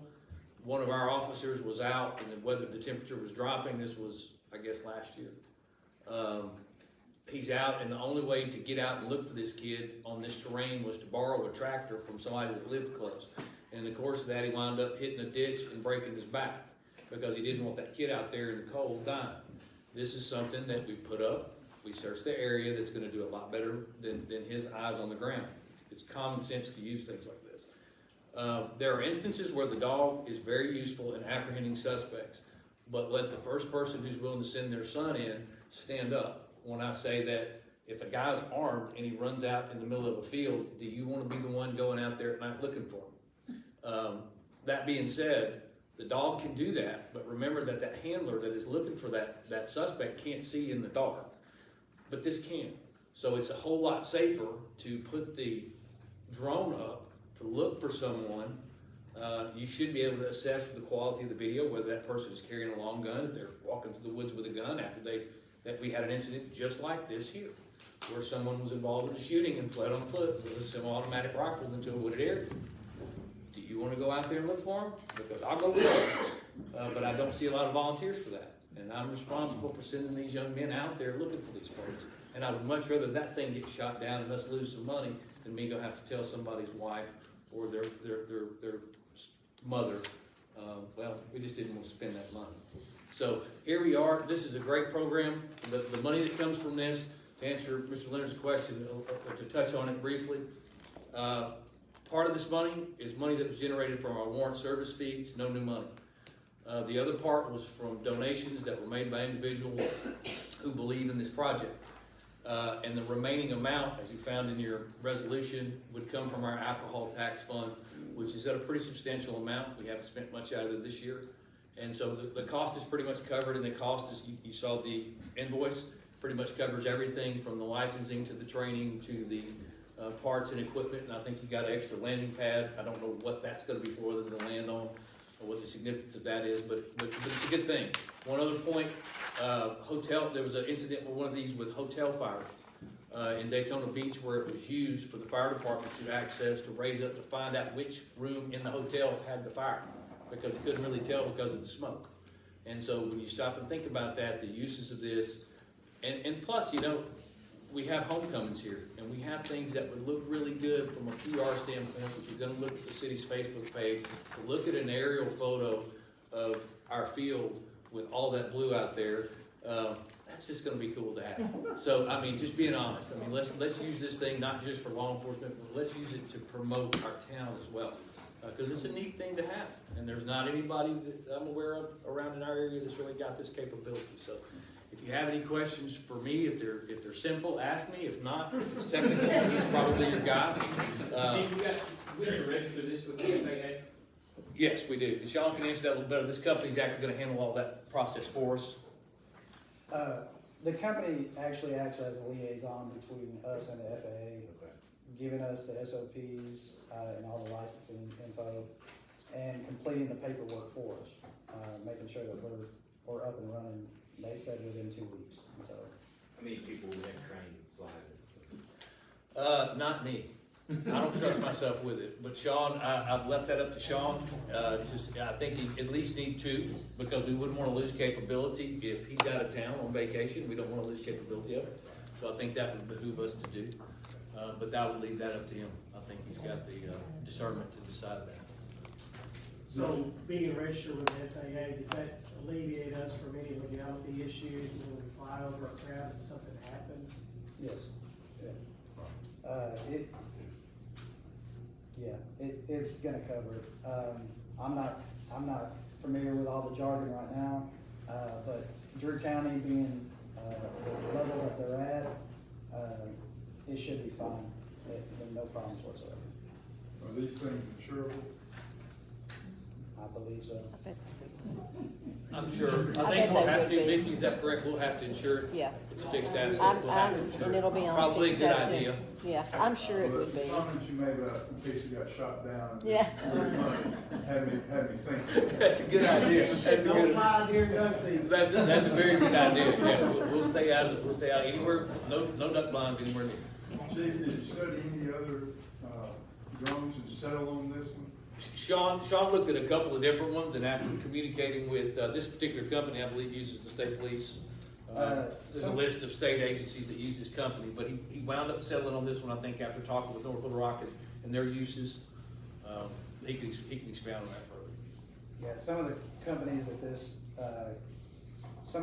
that use them are the state police. Springdale, Washington County, North Little Rock, BB, all of U of A. they're the #1 public safety dealer in the United States.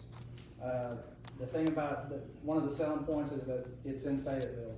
It's within the state. They do all repairs in-house, and they also offer up the training.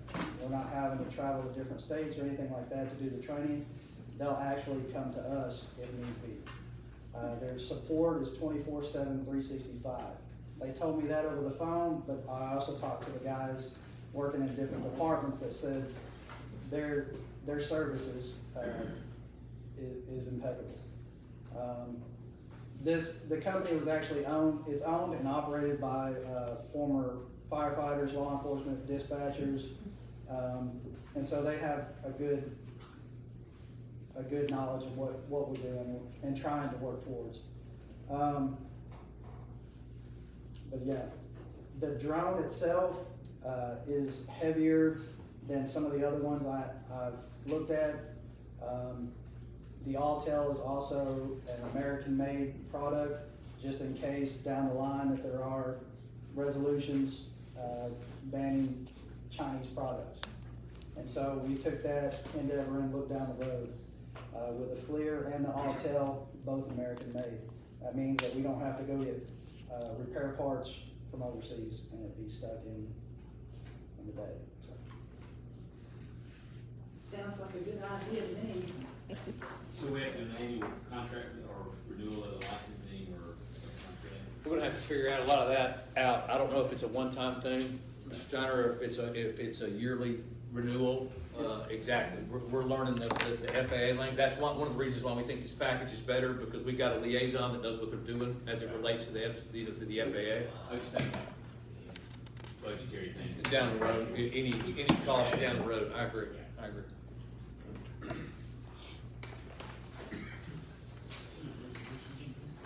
There is.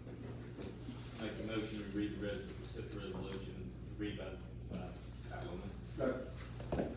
All those in favor of reading by title only, please signify by saying aye. Aye. Those opposed, no. Thank you, Mr. Gordon.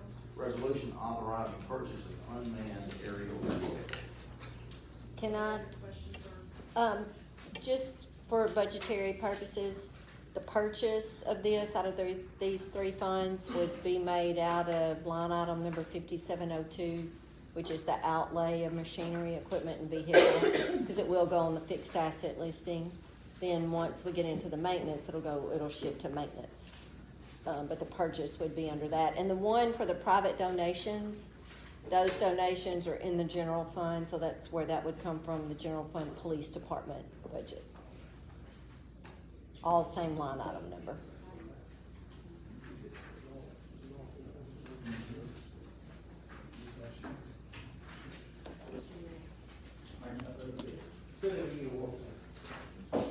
Where's the money coming from?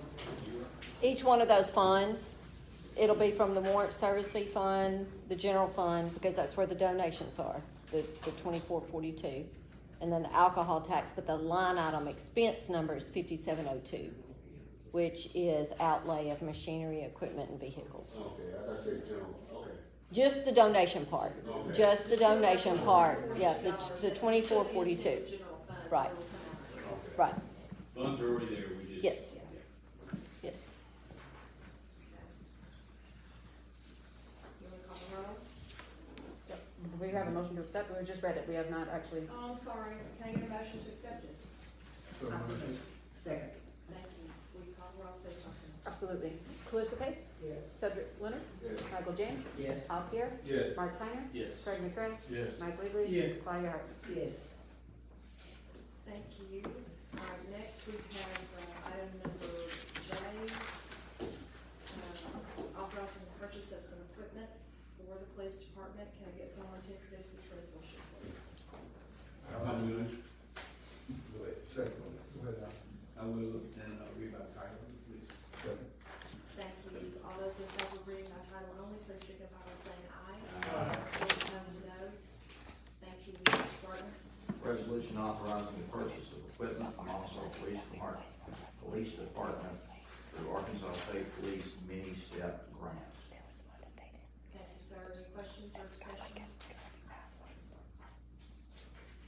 Hold This on. is for 3 dash cameras and 3 railings What's the total cost?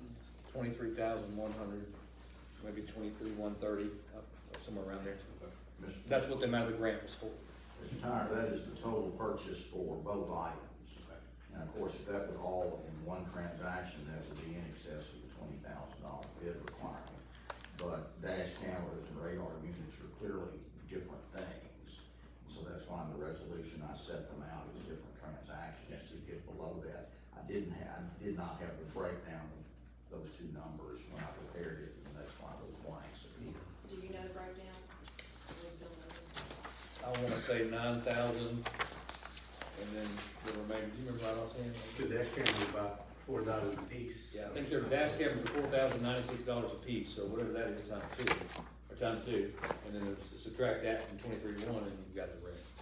As I told you earlier, I'm not good. 4,900 for the dash cameras times 3? No, 4,096 for each dash cam. That's what the dash cameras are. There's 3 dash cams?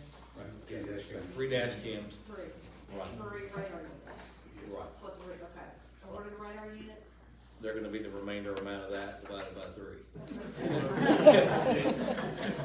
Lots of things, but I ain't calculating. Well, 288.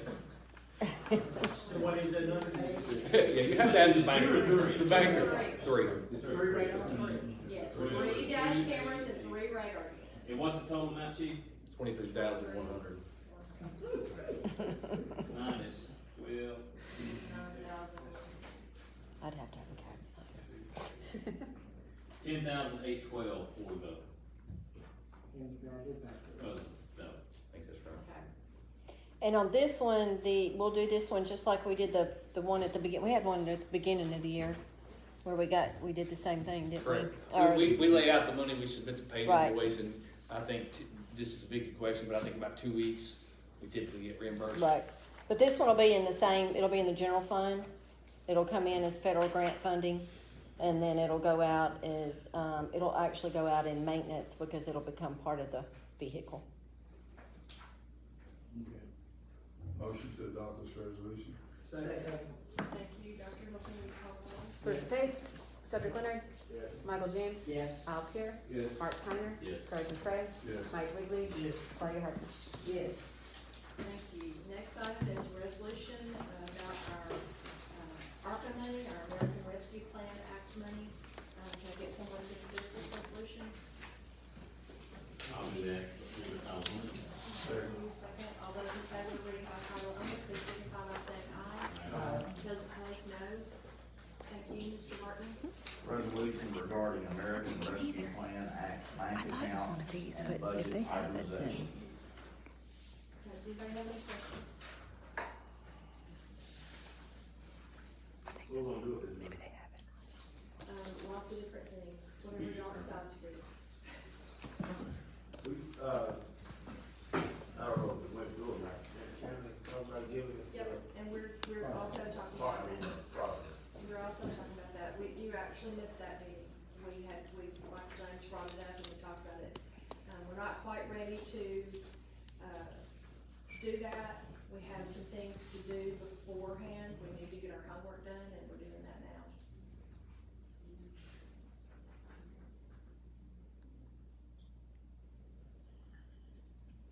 Can I get a motion to pass this? Motion to pass this resolution. Thank you. Second, Ms. Pace. Thank you. Dr. Hilton, will you call the roll? Absolutely. Bruce Pace. Yes. Cedric Leonard. Yes. Michael James. Yes. Al Pierre. Yes. Mark Tyner. Yes. Craig McCray. Yes. Mike Wiggly. Yes. Claudia Hartman. Yes. Okay, the next item on the agenda is, I need your permission to sign the agreement with RDOT for the, movement of water and sewer lines on Skyman Drive for that project. This is what we talked about in finance committee meetings. So moved. Thank you, sir. Can I get a second? Second. Thank you. Just, I guess, a point of clarity that it pays for the. Yes, fees. the engineering fees, The yes, engineering yes, fees, not the yes, actual yes, money. yes, yes. I'm sorry, I didn't say that wrong. I have a question. Yes, ma'am. About that. From one of my board people had asked if moving those water lines from Main Street, does it cover any other streets? I wasn't sure. This is Yeah, not we do. Main Street. This is not the Main Street. No, this is Scoggin Drive. And it is confusing because it is all the same project, okay? Main Street, the movement of water and sewer lines on Main Street is also part of this overall project. These particular lines are in the way of Scoggin Drive coming through from 278 and meeting Scoggin Drive at O'Warren Road. These particular lines, if we're gonna do that project, they have to be moved. We have to sign this agreement. I mean, or we don't do the project, they're not gonna move forward if we don't do it, so. And this is, potentially 80% reimbursable. The engineering fees.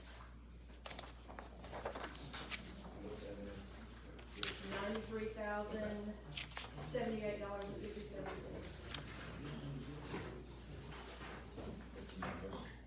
I do. I actually, yeah, a motion that gives me permission to sign the agreement and move forward with the project. I'll make that motion. Thank you. Can I get a second? Second. Thank you. Dr. Hilton, will you call the roll? Claire Space, Cedric Leonard, Yes. Michael James, Yes. Al Pierre, Yes. Mark Tyner, Yes. Craig McCray, Yes. Mike Wiggins, Yes. Claudia Hart. Yes. Okay, next, we have,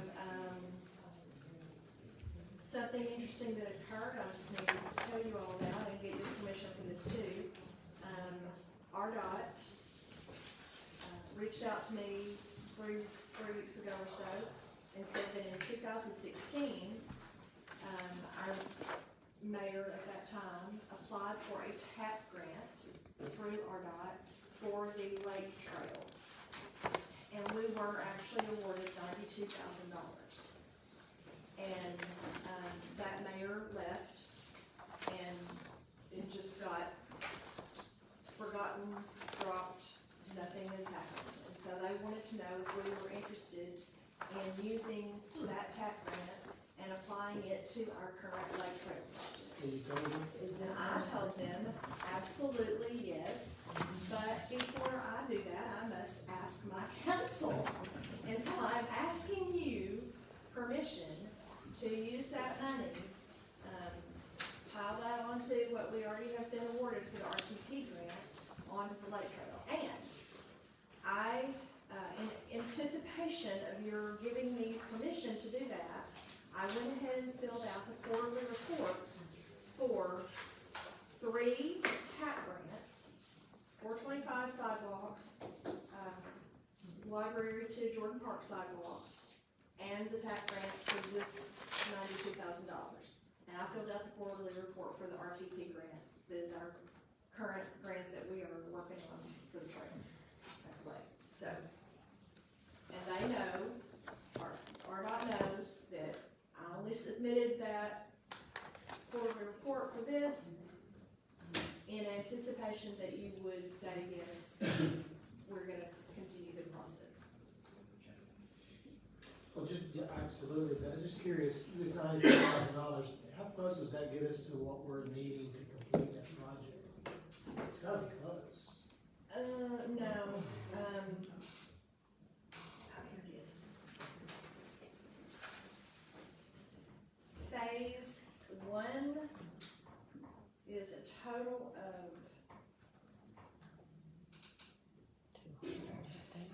$244,900.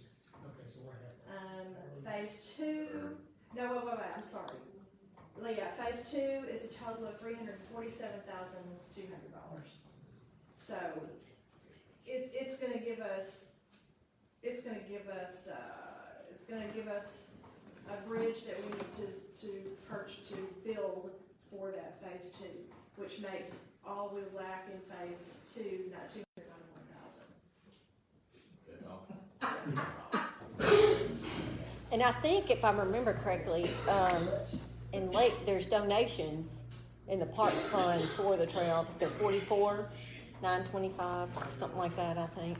We're just gonna, I mean, So- you know, we're just gonna do whatever we can get done, as much as we You know, can. this puts us way down the trail. Partially, This is partially. to cross over into part of the trail. Within, Vicky would like to pay it tomorrow. And I don't have to, but, I think she'll be okay if we Yeah. pay it Friday. yeah, yeah. Whenever you tell me to pay it, I'll pay it. But I am holding off until, So I'll send, and I asked her to do that because I had not had a chance to even open the email and look at it. And I want to do that before we pay the bill. It's, you know, $2,600. It's not a lot of money, but it's $2,600. So I'll send that to you all in the morning.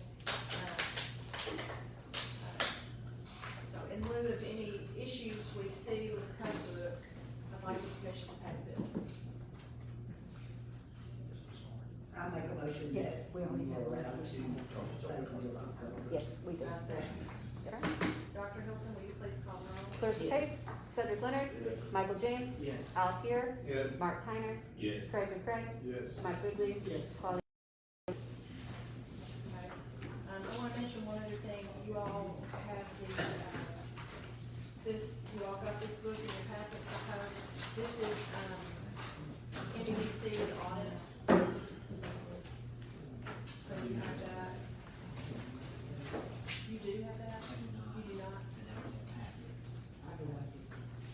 Here you go. You did not get a Someone can packet? give it to me, I don't necessarily have it right. No, just take that. We had 9 copies. There's another copy out there. Okay. Somebody need one? Yeah. All right, the last item on the agenda is, permission to replace the roof on the senior center. That's what I previous discussion. Yes, ma'am. Does anybody have any questions about that? Waiting bids. Then we're waiting on bids to know the total. Yep. Well, we're gonna accept the bid. I just wanna make sure everybody's aware that we need to do that, make sure there's no more discussion or questions that we need. And I'm sorry I missed that, I was late. How old is that roof?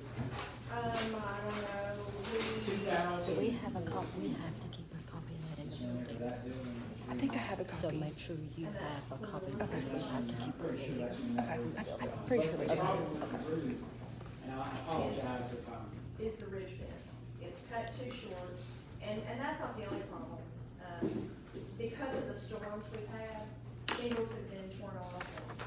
We were told, if I'm remembering correctly, last year, the director came in and said, good news, the contractor says we don't have to replace the whole roof, we can just patch it.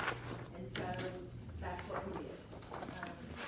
Now we've had some more shingles come on, and we called the insurance company and said, hey, they're like, how do you want to replace the roof? But the ridge vent is still not fixed, so the roof needs to be replaced. So the insurance previously already given us. Yes, and we've got $9,000. On that We roof, still got insurance proceeds. That $9,000 is the insurance proceeds, right? We don't know how much, we were waiting on bids. Right. We're gonna get those on the 10th, and we'll let you know, that'll be in November's meeting for you to accept. Oh, okay. Is it in the radio?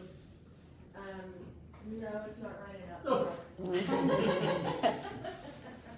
did you think about that? Well, that's not that's not the bid that we put out there, you know.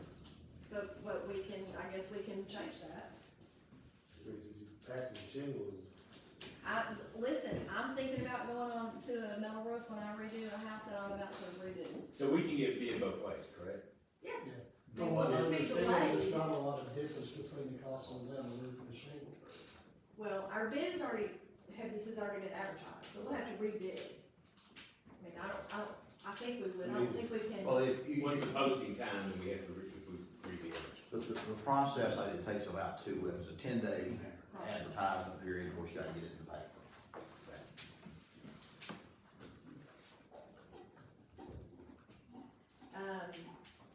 Okay, Miss Evans has come. Miss Evans, would you like to speak on the progress of your property? Yes.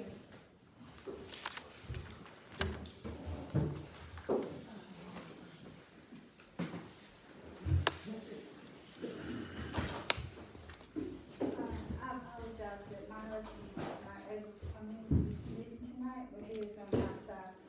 had an accident on the way here. He said out on the highway bridge, and I hope he don't have a concussion to his head. But I only know what he has told me, and, he's made progress to the underpinning on the back of the house. And, he had his water turned on, and also he's in process of getting the whole thing painted. And that's what he's told me. Does anybody have any questions for Ms. Evans? Ms. Evans, Yeah, the water lines are on top of the ground. Can you ask him, is he going to have it done? he is gonna put them underground, except before, you know, it got actually cold. Yeah. Another question, the pictures that we've seen some pictures tonight of the underpinning, that's a leasing. Is that what he's referring to, with some doors and some different types of things? No, he's gonna put all that He's away gonna take all that away? and do the whole thing all the way around, Okay, but he just started on. okay. Yeah. Ms. Evans, if Ms. Evans realized it was 60 days into the 90 days that we gave you, so we've got 30 days left. Sure he does. I will Make sure- make sure that he's Just aware want to of be sure that he I will. understands that. Yes, I will. So, and just to reiterate what he says in another way, it needs to be complied with by the next city council meeting, if I understand, that would be the time, okay? Thanks. Not necessarily. Not necessarily, We meet the unless you- 16th Okay. next month, so that's a little early. So Soon. let's give him the full Right, full time. full 9 Okay. days. Good. As long as